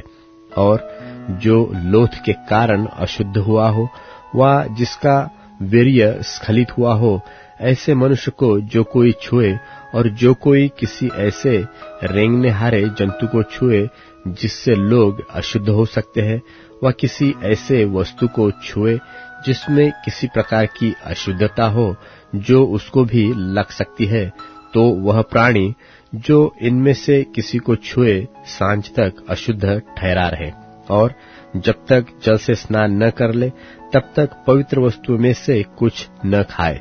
तब सूर्य अस्त होने पर वह शुद्ध ठहरेगा और वह पवित्र वस्तुओं में से खा सकेगा, क्योंकि उसका भोजन वही है। जो जानवर आपसे मरा हो व पशु से फाड़ा गया हो, उसे खाकर वह अपने आप को अशुद्ध न करे। मैं यहोवा हूँ। इसलिए याजक लोग मेरी सौंपी हुई वस्तुओं की रक्षा करें। ऐसा न हो कि वे उनको अपवित्र करके पाप का भार उठाए और इसके कारण मर भी जाए। मैं उनका पवित्र करने वाला यहोवा हूँ। पराये कुल का जन किसी पवित्र वस्तु को न खाने पाए, चाहे वह याजक का पहुन हो व मजदूर हो, तो भी वह कोई पवित्र वस्तु न खाए। यदि याजक किसी प्राणी को रुपया देकर मोल ले तो वह प्राणी उसमें से खा सकता है, और जो याजक के घर में उत्पन्न हुआ हो वे भी उसके भोजन में से खाए। और यदि याजक की बेटी पराये कुल के किसी पुरुष से ब्याही गई हो तो वह भेंट की हुई वस्तुओं में से न खाए। यदि याजक की बेटी विधवा व त्यागी हुई हो और उसकी संतान न हो और वह अपनी बाल्यावस्था की रीति के अनुसार अपने पिता के घर में रहती हो, तो वह अपने पिता के भोजन में से खाए, पर पराये कुल का कोई उसमें से न खाए। और यदि कोई मनुष्य किसी पवित्र वस्तु में से कुछ भूल से खा जाए तो वह उसका 5वां भाग बढ़ाकर उसे याजक को भर दे, और वे इस्राएलियों की पवित्र की हुई वस्तुओं को जिन्हें वे यहोवा के लिए चढ़ाए अपवित्र न करे। वे उनको अपनी पवित्र वस्तुओं में से खिलाकर उनसे अपराध का दोष न उठाए। मैं उनका पवित्र करने वाला परमेश्वर हूँ। फिर यहोवा ने मूसा से कहा, हारून और उसके पुत्रों से और इस्राएलियों से समझाकर कहा कि इस्राएल के घराने का व इस्राएलियों में रहने वाले परदेशियों में से कोई क्यों न हो जो मन्नत व स्वेच्छा बलि करने के लिए यहोवा को कोई होम बलि चढ़ाए, तो अपने निमित्त ग्रहण योग्य ठहरने के लिए बैलों व भेड़ों व बकरियों में से निर्दोष नर चढ़ाए। जिसमें कोई भी दोष हो उसे न चढ़ाना, क्योंकि वह तुम्हारे निमित्त ग्रहण योग्य न ठहरेगा। और जो कोई बैलों व भेड़ बकरियों में से विशेष वस्तु संकल्प करने के लिए व स्वेच्छा बलि के लिए यहोवा को मेल बलि चढ़ाए, तो ग्रहण होने के लिए अवश्य है कि वह निर्दोष हो, उसमें भी कोई दोष न हो। जो अंधा व अंग का टूटा व लूला हो व उसमें रसौली व खौरा व खुजली हो, ऐसों को यहोवा के लिए न चढ़ाना। उसको वेदी पर यहोवा के लिए हव्य न चढ़ाना। जिस किसी बैल व भेड़ व बकरे का कोई अंग अधिक व कम हो उसको स्वेच्छा बलि के लिए चढ़ा सकते हो, परंतु मन्नत पूरी करने के लिए वह ग्रहण न होगा। जिसके अंड दबे व कुचले व टूटे व कट गए हो उसको यहोवा के लिए न चढ़ाना, और अपने देश में भी ऐसा काम न करना। फिर इनमें से किसी को तुम अपने परमेश्वर का भोजन जानकर किसी परदेशी से लेकर न चढ़ाओ, क्योंकि उनमें उनका बिगाड़ वर्तमान है, उनमें दोष है, इसलिए वे तुम्हारे निमित्त ग्रहण न होंगे। फिर यहोवा ने मूसा से कहा, जब बछड़ा व भेड़ व बकरी व बच्चा उत्पन्न हो तो वह 7 दिन तक अपनी माँ के साथ रहे। फिर 8वें दिन से आगे को वह यहोवा के हव्यवाह चढ़ावे के लिए ग्रहण योग्य ठहरेगा, चाहे गाय, चाहे भेड़ी व बकरी हो, उसको और उसके बच्चे को एक ही दिन में बलि न करना। और जब तुम यहोवा के लिए धन्यवाद का मेलबलि चढ़ाओ तो उसे इसी प्रकार से करना जिससे वह ग्रहण योग्य ठहरे। वह उसी दिन खाया जाए, उसमें से कुछ भी बिहान तक रहने न पाए। मैं यहोवा हूं। और तुम मेरी आज्ञाओं को मानना और उनका पालन करना। मैं यहोवा हूं। और मेरे पवित्र नाम को अपवित्र न ठहराना, क्योंकि मैं इस्राएलियों के बीच अवश्य ही पवित्र माना जाऊंगा।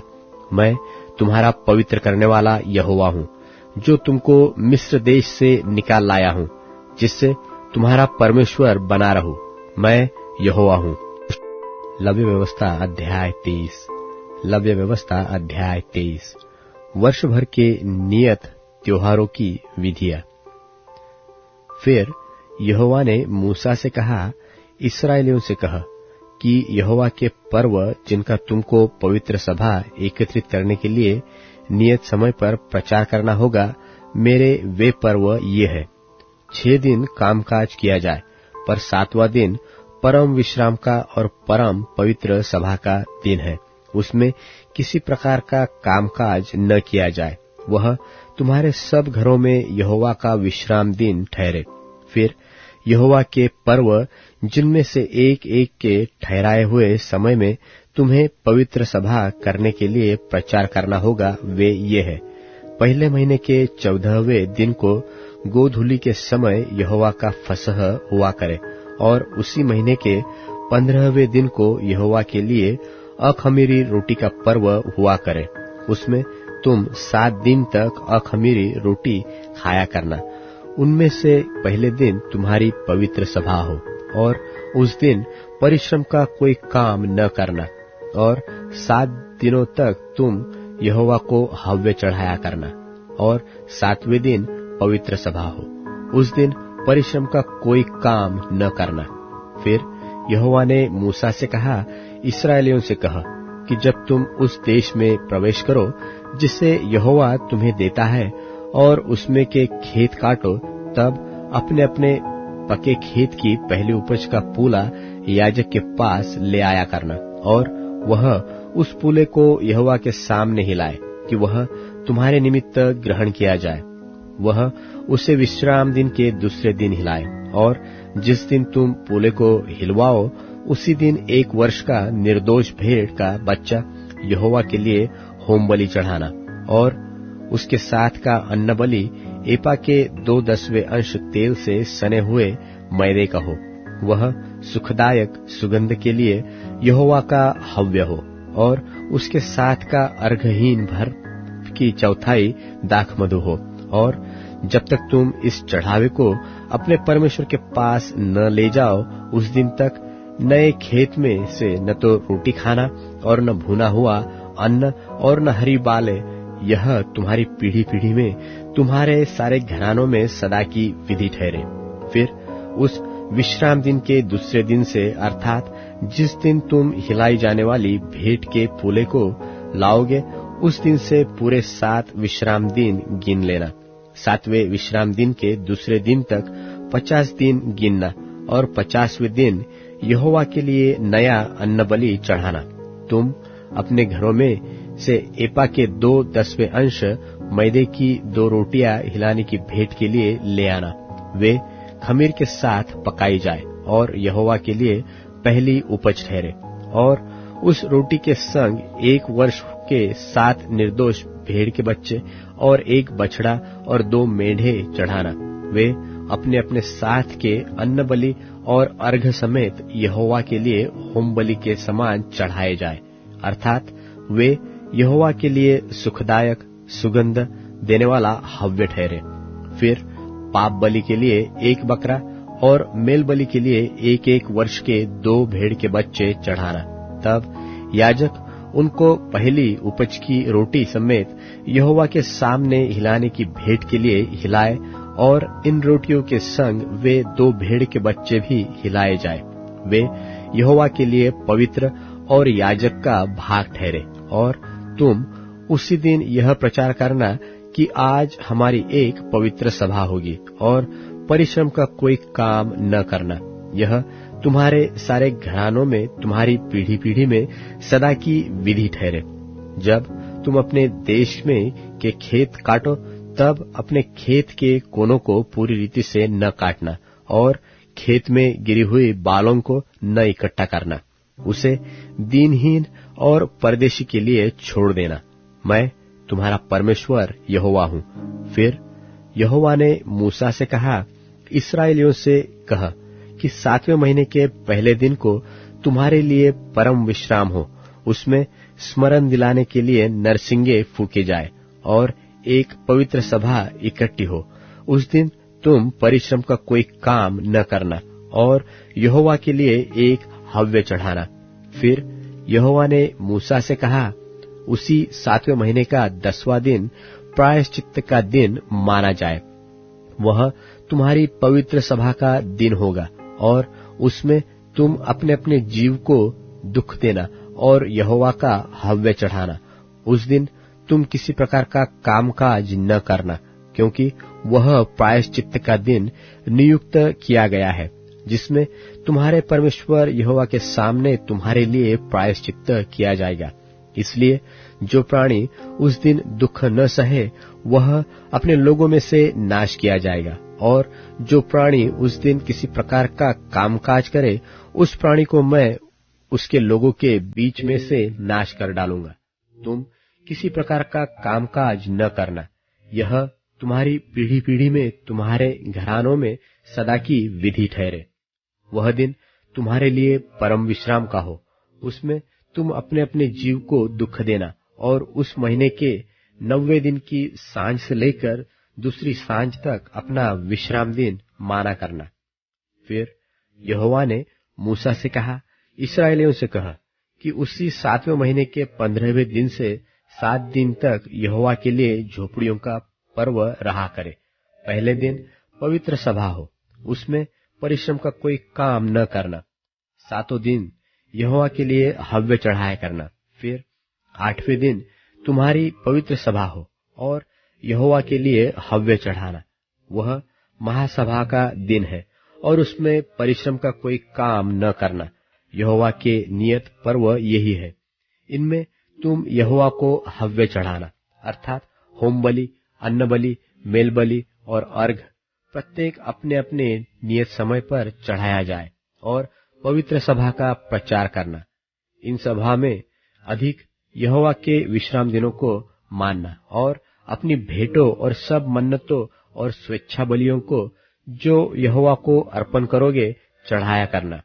फिर 7वें महीने के 15वें दिन को जब तुम देश की उपज को इकट्ठा कर चुको, तब 7 दिन तक यहोवा का पर्व मानना। पहले दिन परम विश्राम हो और 8वें दिन परम विश्राम हो। और पहले दिन तुम अच्छे अच्छे वृक्षों की उपज और खजूर के पत्ते और घने वृक्षों की डालियां और नालों में के मजनू को लेकर अपने परमेश्वर यहोवा के सामने 7 दिन तक आनंद करना, और प्रतिवर्ष 7 दिन तक यहोवा के लिए यह पर्व माना करना। यह तुम्हारी पीढ़ी पीढ़ी में सदा की विधि ठहरे कि 7वें महीने में यह पर्व माना जाए। 7 दिन तक तुम झोपड़ियों में रहा करना, अर्थात जितने जन्म के इस्राएली है वे सब के सब झोपड़ियों में रहे, इसलिए कि तुम्हारी पीढ़ी पीढ़ी के लोग जान रखें कि जब यहोवा हम इस्राएलियों को मिस्र देश से निकाल कर ला रहा था, तब उसने उनको झोपड़ियों में टिकाया था। मैं तुम्हारा परमेश्वर यहोवा हूँ। और मूसा ने इस्राएलियों को यहोवा के पर्व के नियत समय कह सुनाए। लव्य व्यवस्था अध्याय 24। लव्य व्यवस्था अध्याय 24। पवित्र दीपकों और रोटियों की विधि। फिर यहोवा ने मूसा से कहा, इस्राएलियों को यह आज्ञा दे कि मेरे पास उजियाला देने के लिए कूट के निकाला हुआ जलपाई का निर्मल तेल ले आना, कि दीपक नित्य जलता रहे। हारून उसको मिलाप वाले तंबू में साक्षी पत्र के बीच वाले पर्दे से बाहर यहोवा के सामने नित्य सांझ से भोर तक सजा कर रखे। यह तुम्हारी पीढ़ी पीढ़ी के लिए सदा की विधि ठहरे। वह दीपकों के स्वच्छ दिवट पर यहोवा के सामने नित्य सजाया करे। और तू मैदा लेकर 12 रोटियां पकवाना, प्रत्येक रोटी में एपा का 2/10 अंश मैदा हो। तब उनकी 2 पांति करके एक एक पांति में 6 रोटियां स्वच्छ मेज पर यहोवा के सामने धरना, और एक एक पांति पर चोखा लोबान रखना। फिर वह रोटी पर स्मरण दिलाने वाला वस्तु और यहोवा के लिए हव्य हो। प्रति विश्राम दिन को वह उसे नित्य यहोवा के सन्मुख क्रम से रखा करे। यह सदा की वाचा की रीति इस्राएलियों की ओर से हुआ करे, और वह हारून और उसके पुत्रों की होंगी, और वे उसको किसी पवित्र स्थान में खाए, क्योंकि वह यहोवा के हव्यों में से सदा की विधि के अनुसार हारून के लिए परम पवित्र वस्तु ठहरी है। यहोवा की निंदा आदि प्राणदंड योग्य पापों की व्यवस्था। उन दिनों में किसी इस्राएली स्त्री का बेटा जिसका पिता मिस्री पुरुष था, इस्राएलियों के बीच चला गया, और वह इस्राएली स्त्री का बेटा और एक इस्राएली पुरुष छावनी के बीच आपस में मारपीट करने लगे, और वह इस्राएली स्त्री का बेटा यहोवा के नाम की निंदा करके शाप देने लगा। यह सुनकर लोग उसको मूसा के पास ले गए। उसकी माता का नाम शलोमीत था, जो दान के गोत्र के दिबरी की बेटी थी। उन्होंने उसको हवालात में बंद किया, जिससे यहोवा की आज्ञा से इस बात पर विचार किया जाए। तब यहोवा ने मूसा से कहा, तुम लोग उस शाप देने वाले को छावनी से बाहर लिवा ले जाओ, और जिन्होंने वह निंदा सुनी हो वे सब अपने अपने हाथ उसके सिर पर टेके। तब सारी मंडली के लोग उसको पत्थरवाह करें। और तू इस्राएलियों से कह कि कोई क्यों न हो जो अपने परमेश्वर को शाप दे, उसे अपने पाप का भार उठाना पड़ेगा।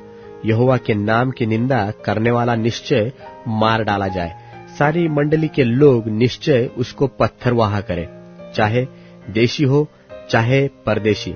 यदि कोई उस नाम की निंदा करे तो वह मार डाला जाए। फिर जो कोई किसी मनुष्य को प्राण से मारे वह निश्चय मार डाला जाए, और जो कोई किसी घरेलू पशु को प्राण से मारे वह उसे भर दे, अर्थात प्राणी की संति प्राणी दे। यदि कोई किसी दूसरे को चोट पहुंचाए तो जैसा उसने किया हो वैसा ही उसके साथ भी किया जाए, अर्थात अंग भंग करने की संति अंग भंग किया जाए। आंख की संति आंख, दांत की संति दांत। जैसी चोट जिसने किसी को पहुंचाई हो वैसे ही उसको भी पहुंचाई जाए, और पशु का मार डालने वाला उसको भर दे, परंतु मनुष्य का मार डालने वाला मार डाला जाए। तुम्हारा नियम एक ही हो, जैसा देशी के लिए वैसा ही परदेशी के लिए। मैं तुम्हारा परमेश्वर यहोवा हूँ। और मूसा ने इस्राएलियों को यही समझाया। तब उन्होंने उस शाप देने वाले को छावनी के बाहर ले जाकर उसको पत्थरवाह किया, और इस्राएलियों ने वैसा ही किया जैसा यहोवा ने मूसा को आज्ञा दी थी। लव्य व्यवस्था अध्याय 25। लव्य व्यवस्था अध्याय 25। 7वें वर्ष और 50वें वर्ष के विश्राम कालों की विधि। फिर यहोवा ने सीनै पर्वत के पास मूसा से कहा, इस्राएलियों से कहा कि जब तुम उस देश में प्रवेश करो जो मैं तुम्हें देता हूं, तब भूमि को यहोवा के लिए विश्राम मिला करे। 6 वर्ष तो अपना अपना खेत बोया करना, और 6 वर्ष अपनी अपनी दाख की बारी छांट छांट कर देश की उपज इकट्ठी किया करना। परंतु 7वें वर्ष भूमि को यहोवा के लिए परम विश्राम काल मिला करे। उसमें न तो अपना खेत बोना और न अपनी दाख की बारी छाटना। जो कुछ काटे हुए खेत में अपने आप से उगे उसे न काटना, और अपनी बिन छाटी हुई दाखलता की दाखों को न तोड़ना, क्योंकि वह भूमि के लिए परम विश्राम का वर्ष होगा। और भूमि के विश्राम काल ही की उपज से तुमको और तुम्हारे दास दासी को और तुम्हारे साथ रहने वाले मजदूरों और परदेशियों को भी भोजन मिलेगा, और तुम्हारे पशुओं का और देश में जितने जीव जंतु हो उनका भी भोजन भूमि की सब उपज से होगा। और 7 वर्ष विश्राम वर्ष, और अर्थात 7 गुना 7 वर्ष गिन लेना। 7 विश्राम वर्षों का यह समय 49 वर्ष होगा। तब 7वें महीने के 10वें दिन को, अर्थात प्रायश्चित के दिन, जय जयकार के महाशब्द का नरसिंगा अपने सारे देश में सब कहीं फुकवाना, और उस 50वें वर्ष को पवित्र करके मानना, और देश के सारे निवासियों के लिए छुटकारे का प्रचार करना। वह वर्ष तुम्हारे यहाँ जुबली कहलाए। उसमें तुम अपनी अपनी निज भूमि और अपने अपने घराने में लौटने पाओगे। तुम्हारे यहाँ वह 50वां वर्ष जुबली का वर्ष कहलाए। उसमें तुम न बोना, और जो अपने आप उगे उसे भी न काटना, और न बिन छाटी हुई दाखलता की दाखों को तोड़ना, क्योंकि वह जो जुबली का वर्ष होगा वह तुम्हारे लिए पवित्र होगा। तुम उसकी उपज खेत ही में से लेके खाना। इस जुबली के वर्ष में तुम अपनी अपनी निज भूमि को लौटने पाओगे। और यदि तुम अपने भाई बंधु के हाथ कुछ बेचो व अपने भाई बंधु से कुछ मोल लो, तो तुम एक दूसरे पर अंधेर न करना।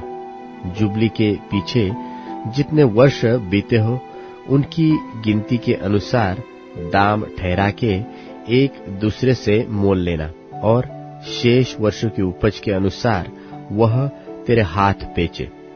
जितने वर्ष वह रहे उतना ही दाम बढ़ाना, और जितने वर्ष कम रहे उतना ही दाम घटाना, क्योंकि वर्ष की उपज जितनी हो उतनी ही वह तेरे हाथ बेचेगा। और तुम अपने अपने भाई बंधु पर अंधेर न करना, अपने परमेश्वर का भय मानना।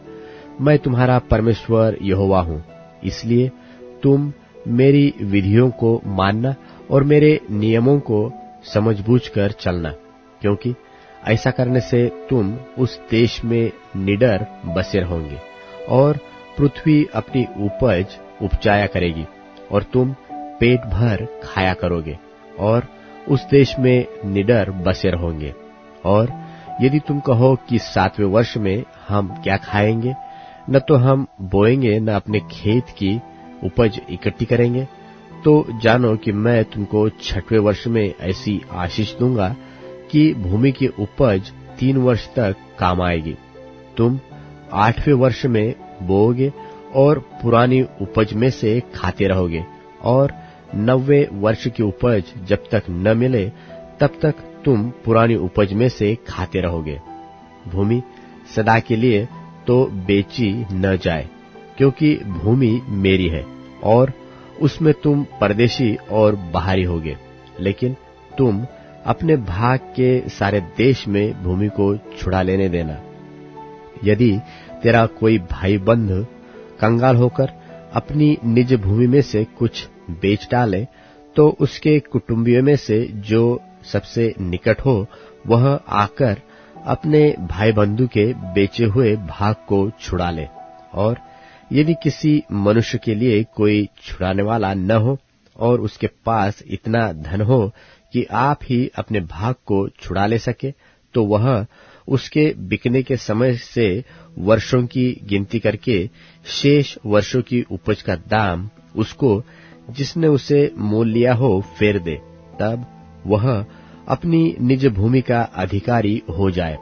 परंतु यदि उसके इतनी पूंजी न हो कि उसे फिर अपनी कर सके, तो उसकी बेची हुई भूमि जुबली के वर्ष तक मोल लेने वालों के हाथ में रहे और जुबली के वर्ष में छूट जाए। तब वह मनुष्य अपनी निज भूमि का फिर अधिकारी हो जाए। फिर यदि कोई मनुष्य शहर पनाह वाले नगर में बसने का घर बेचे, तो वह बेचने के बाद वर्ष भर के अंदर उसे छुड़ा सकेगा। अर्थात पूरे वर्ष भर उस मनुष्य को छुड़ाने का अधिकार रहेगा। परंतु यदि वह वर्ष भर में न छुड़ाए, तो वह घर जो शहर पनाह वाले नगर में हो मोल लेने वाले का बना रहे, और पीढ़ी पीढ़ी में उसी के वंश का बना रहे, और जुबली के वर्ष में भी न छूटे। परंतु बिना शहर पनाह के गांव के घर तो देश के खेतों के समान गिने जाए, उनका छुड़ाना भी हो सकेगा, और वे जुबली के वर्ष में छूट जाए। और लेवियों के निज भाग के नगरों के जो घर हो, उनको लेवीय जब चाहे तब छुड़ाए। और यदि कोई लेवीय अपना भाग न छुड़ाए, तो वह बेचा हुआ घर जो उसके भाग के नगर में हो जुबली के वर्ष में छूट जाए, क्योंकि इस्राएलियों के बीच लेवियों का भाग उनके नगरों में वे घर ही है, और उनके नगरों की चारों ओर की चराई की भूमि बेची न जाए, क्योंकि वह उनका सदा का भाग होगा। फिर यदि तेरा कोई भाई बंधु कंगाल हो जाए और उसकी दशा तेरे सामने तरस योग्य हो जाए, तो तू उसको संभालना। वह परदेशी व यात्री की नाई तेरे संग रहे, उससे ब्याज व बढ़ती न लेना। अपने परमेश्वर का भय मानना, जिससे तेरा भाई बंधु तेरे संग जीवन निर्वाह कर सके। उसको ब्याज पर रुपया न देना, और न उसको भोजन वस्तु लाभ के लालच से देना। मैं तुम्हारा परमेश्वर यहोवा हूँ। मैं तुम्हें कनान देश देने के लिए और तुम्हारा परमेश्वर ठहरने की मनसा से तुमको मिस्र देश से निकाल लाया हूँ। फिर यदि तेरा कोई भाई बंधु तेरे सामने कंगाल होकर अपने आप को तेरे हाथ बेच डाले, तो उससे दास के समान सेवा न करवाना। वह तेरे संग मजदूर व यात्री की नाई रहे, और जुबली के वर्ष तक तेरे संग रहकर सेवा करता रहे। तब वह बाल बच्चों समेत तेरे पास से निकल जाए, और अपने कुटुंब में और अपने पितरों की निज भूमि में लौट जाए, क्योंकि वे मेरे ही दास हैं, जिनको मैं मिस्र देश से निकाल लाया हूँ। इसलिए वे दास की रीति से न बेची जाए। उस पर कठोरता से अधिकार न करना। अपने परमेश्वर का भय मानते रहना। तेरे जो दास दासियां हो, वे तुम्हारी चारों ओर की जातियों में से हो, और दास और दासियां उन्हीं में से मोल लेना।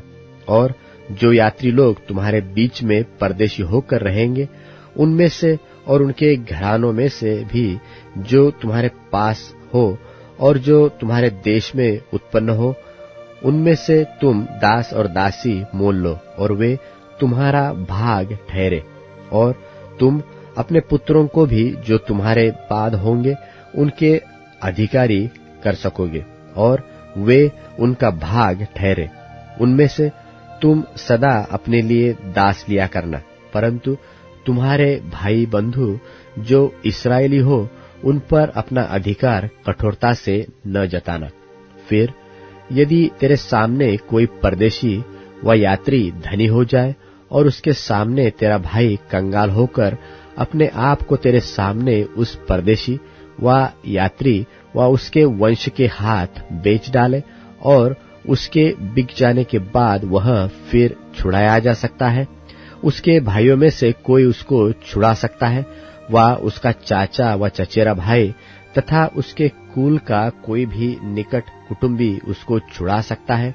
व यदि वह धनी हो जाए, तो वह आप ही अपने को छुड़ा सकता है। वह अपने मोल लेने वाले के साथ अपने बिकने के वर्ष से जुबली के वर्ष तक हिसाब करे, और उसके बिकने का दाम वर्षों की गिनती के अनुसार हो, अर्थात वह दाम मजदूर के दिवसों के समान उसके साथ होगा। यदि जुबली के बहुत वर्ष रह जाए, तो जितने रुपए से वह मोल लिया गया हो, उनमें से वह अपने छुड़ाने का दाम उतने वर्षों के अनुसार फेर दे। और यदि जुबली के वर्ष के थोड़े वर्ष रह गए हो, तो भी वह अपने स्वामी के साथ हिसाब करके अपने छुड़ाने का दाम उतने ही वर्षों के अनुसार फेर दे, और अपने स्वामी के संग उस मजदूर के समान रहे जिसकी वार्षिक मजदूरी ठहराई जाती हो, और उसका स्वामी उस पर तेरे सामने कठोरता से अधिकार न जताने पाए, और यदि वह इन रीतियों से छुड़ाया न जाए तो वह जुबली के वर्ष में अपने बाल बच्चों समेत छूट जाए, क्योंकि इस्राएली मेरे ही दास है, वे मिस्र देश से मेरे ही निकाले हुए दास है। मैं तुम्हारा परमेश्वर यहोवा हूँ। लव्य व्यवस्था अध्याय 26। लव्य व्यवस्था अध्याय 26। धर्म तथा अधर्म के फल। तुम अपने लिए मूर्तें न बनाना, और न खोदी हुई मूर्ति व लाट अपने लिए खड़ी करना, और न अपने देश में दंडवत करने के लिए नक्काशीदार पत्थर स्थापन करना, क्योंकि मैं तुम्हारा परमेश्वर यहोवा हूँ। तुम मेरे विश्राम दिनों का पालन करना और मेरे पवित्र स्थान का भय मानना। मैं यहोवा हूँ। यदि तुम मेरी विधियों पर चलो और मेरी आज्ञाओं को मानकर उनका पालन करो, तो मैं तुम्हारे लिए समय समय पर मेह बरसाऊंगा, तथा भूमि अपनी उपज उपजाएगी, और मैदान के वृक्ष अपने अपने फल दिया करेंगे, यहाँ तक कि तुम दाख तोड़ने के समय भी दावनी करते रहोगे, और बोने के समय भी भरपेट दाख तोड़ते रहोगे, और तुम मनमानी रोटी खाया करोगे, और अपने देश में निश्चिंत बसे रहोगे। और मैं तुम्हारे देश में सुख चैन दूंगा, और तुम सोओगे, और तुम्हारा कोई डराने वाला न होगा। और मैं उस देश में दुष्ट जंतुओं को न रहने दूंगा, और तलवार तुम्हारे देश में न चलेगी। और तुम अपने शत्रुओं को मार भगा दोगे, और वे तुम्हारी तलवार से मारे जाएंगे। और तुम में से 5 मनुष्य 100 को, और 100 मनुष्य 10,000 को खदेड़ेंगे। और तुम्हारे शत्रु तलवार से तुम्हारे आगे आगे मारे जाएंगे। और मैं तुम्हारी ओर कृपा दृष्टि रखूंगा, और तुमको फलवंत करूंगा और बढ़ाऊंगा, और तुम्हारे संग अपनी वाचा को पूर्ण करूंगा। और तुम रखे हुए पुराने अनाज को खाओगे, और नए के रहते भी पुराने को निकालोगे। और मैं तुम्हारे बीच अपना निवास स्थान बनाए रखूंगा, और मेरा जी तुमसे घृणा नहीं करेगा। और मैं तुम्हारे मध्य चला फिरा करूंगा, और तुम्हारा परमेश्वर बना रहूंगा, और तुम मेरी प्रजा बने रहोगे। मैं तो तुम्हारा वह परमेश्वर यहोवा हूँ, जो तुमको मिस्र देश से इसलिए निकाल ले आया कि तुम मिस्रियों के दास न बने रहो। और मैंने तुम्हारे जुए को तोड़ डाला है, और तुमको सीधा खड़ा करके चलाया है। यदि तुम मेरी न सुनोगे और इन सब आज्ञाओं को न मानोगे, और मेरी विधियों को निकम्मा जानोगे, और तुम्हारी आत्मा मेरे निर्णयों से घृणा करे, और तुम मेरी सब आज्ञाओं का पालन न करोगे, वरन मेरी वाचा को तोड़ोगे, तो मैं तुमसे यह करूंगा, अर्थात मैं तुमको बेचैन करूंगा, और क्षयी रोग और ज्वर से पीड़ित करूंगा, और इनके कारण तुम्हारी आंखें धुंधली हो जाएगी, और तुम्हारा मन अति उदास हो जाएगा, और तुम्हारा बीज बोना व्यर्थ होगा, क्योंकि तुम्हारे शत्रु उसकी उपज खा लेंगे।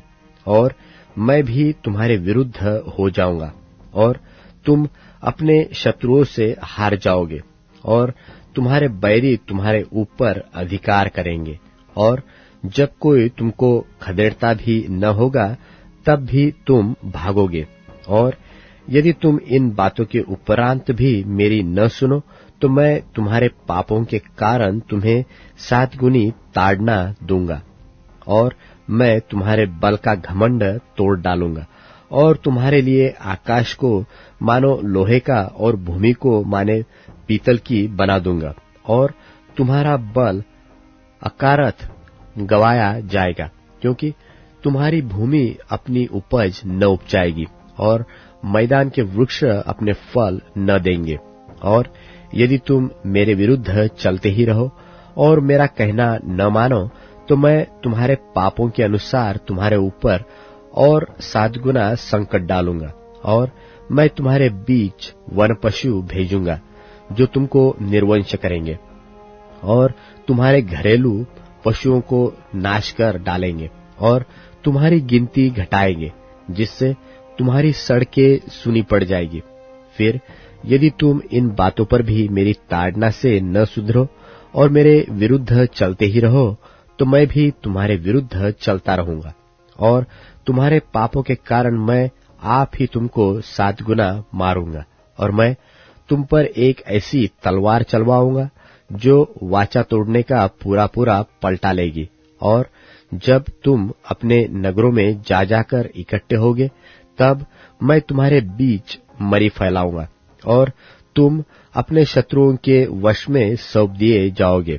और जब मैं तुम्हारे लिए अन्न के आधार को दूर कर डालूंगा, तब 10 स्त्रियां तुम्हारी रोटी एक ही तंदूर में पकाकर तौल तौल कर बांट देंगी, और तुम खाकर भी तृप्त न होगे।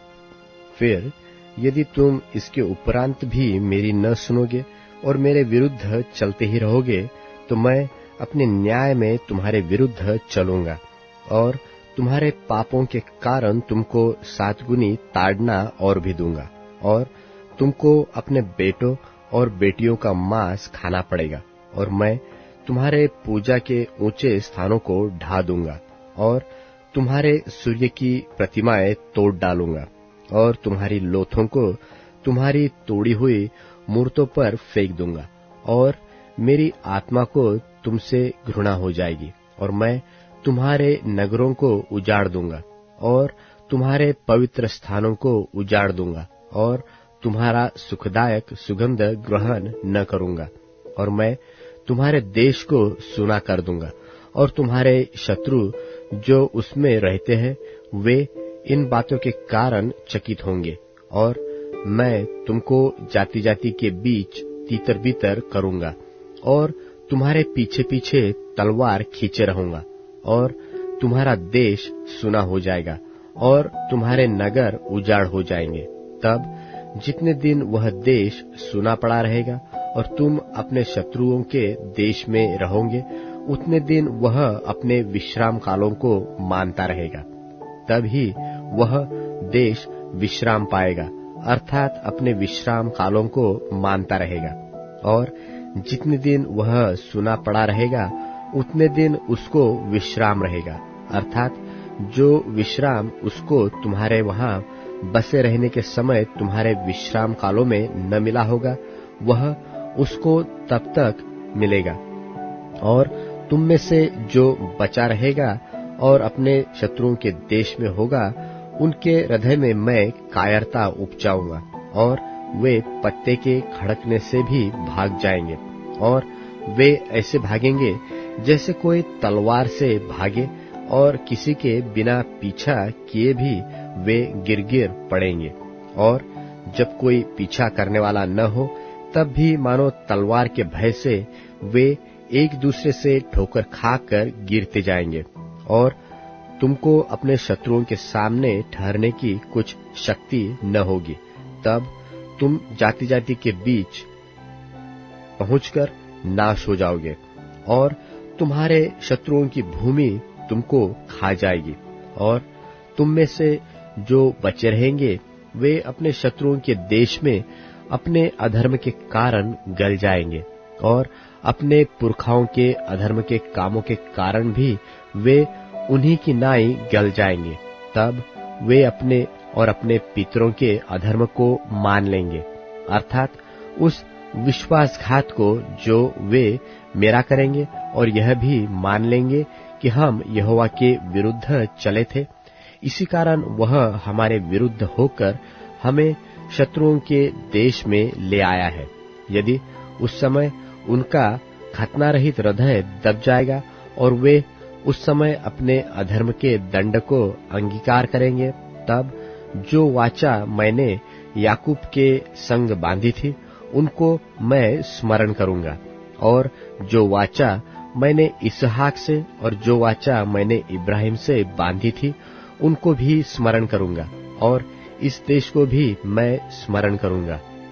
और वह देश उनसे रहित होकर सुना पड़ा रहेगा, और उनके बिना सुना रहकर भी अपने विश्राम कालों को मानता रहेगा, और वे लोग अपने अधर्म के दंड को अंगीकार करेंगे, इसी कारण से कि उन्होंने मेरी आज्ञाओं का उल्लंघन किया था और उनकी आत्माओं को मेरी विधियों से घृणा थी। इतने पर भी जब वे अपने शत्रुओं के देश में होंगे, तब मैं उनको इस प्रकार नहीं छोड़ूंगा और न उनसे ऐसी घृणा करूंगा कि उनका सर्वनाश कर डालूं और अपनी उस वाचा को तोड़ दूं जो मैंने उनसे बांधी है, क्योंकि मैं उनका परमेश्वर यहोवा हूं। परंतु मैं उनके भलाई के लिए उनके पितरों से बांधी हुई वाचा को स्मरण करूंगा, जिन्हें मैं अन्य जातियों की आंखों के सामने मिस्र देश से निकालकर लाया, कि मैं उनका परमेश्वर ठहरूं। मैं यहोवा हूं।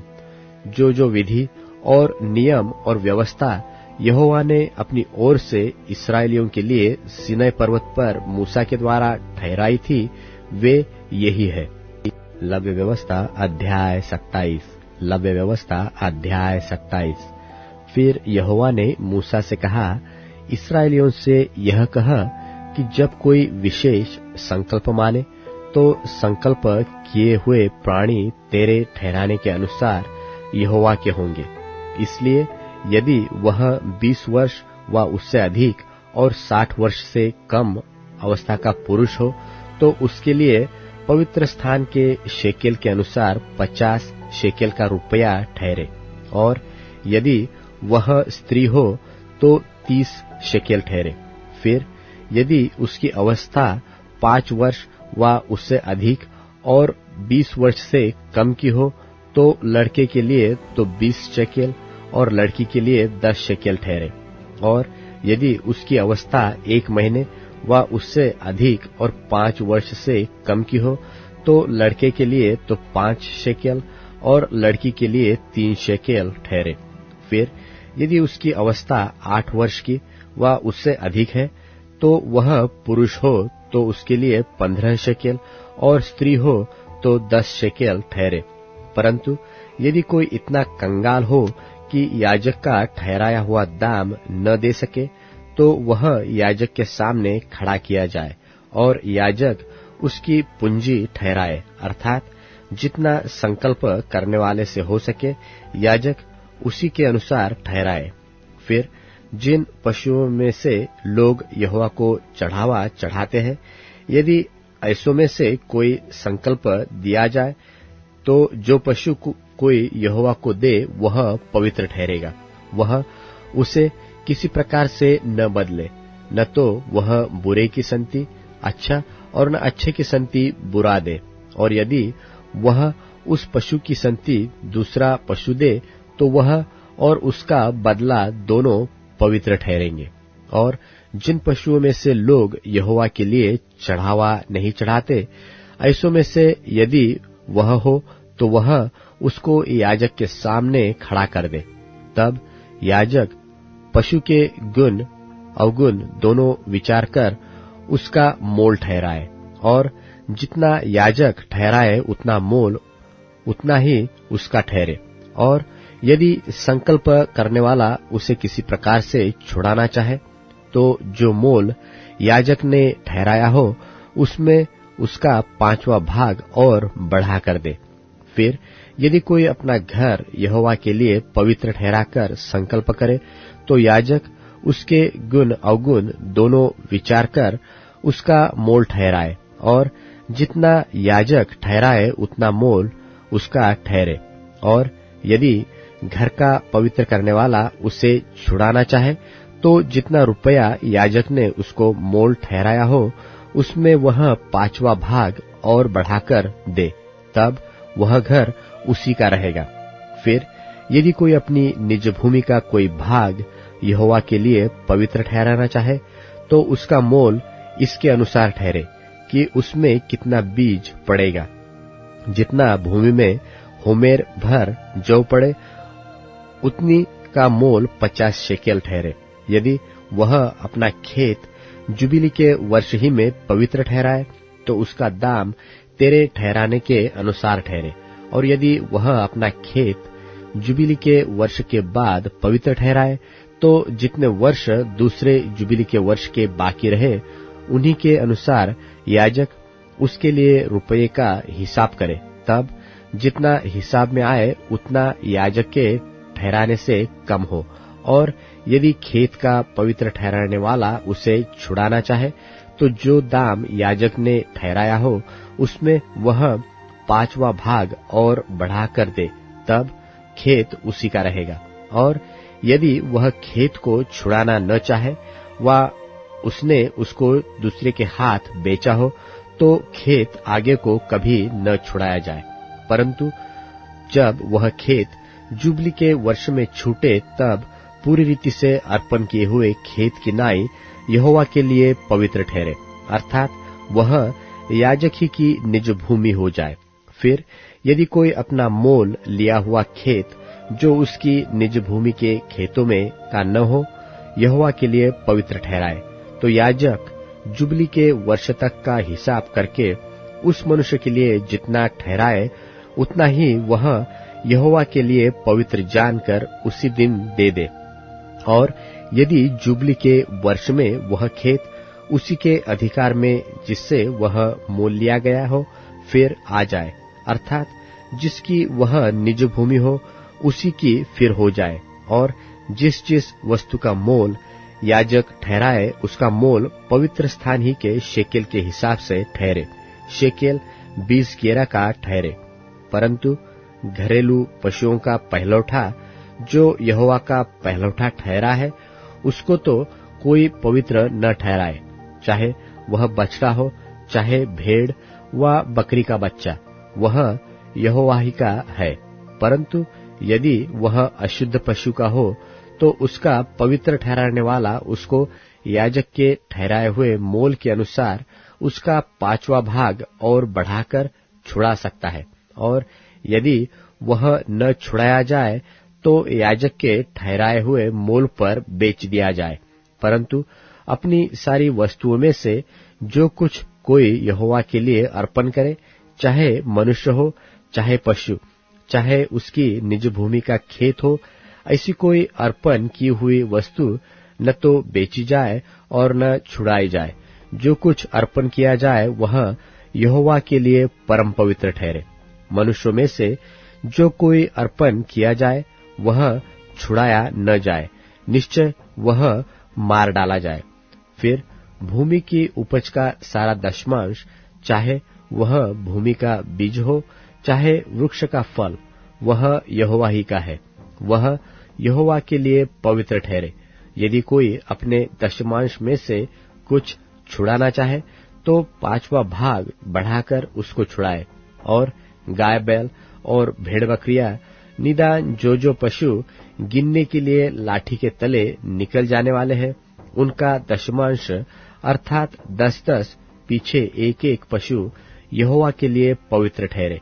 कोई उसके गुण अवगुण न विचारे और न उसको बदले, और यदि कोई उसको बदल भी ले तो वह उसका बदला दोनों पवित्र ठहरे, और वह कभी छुड़ाया न जाए। जो आज्ञाएं यहोवा ने इस्राएलियों के लिए सीनै पर्वत पर मूसा को दी थी वे यही है।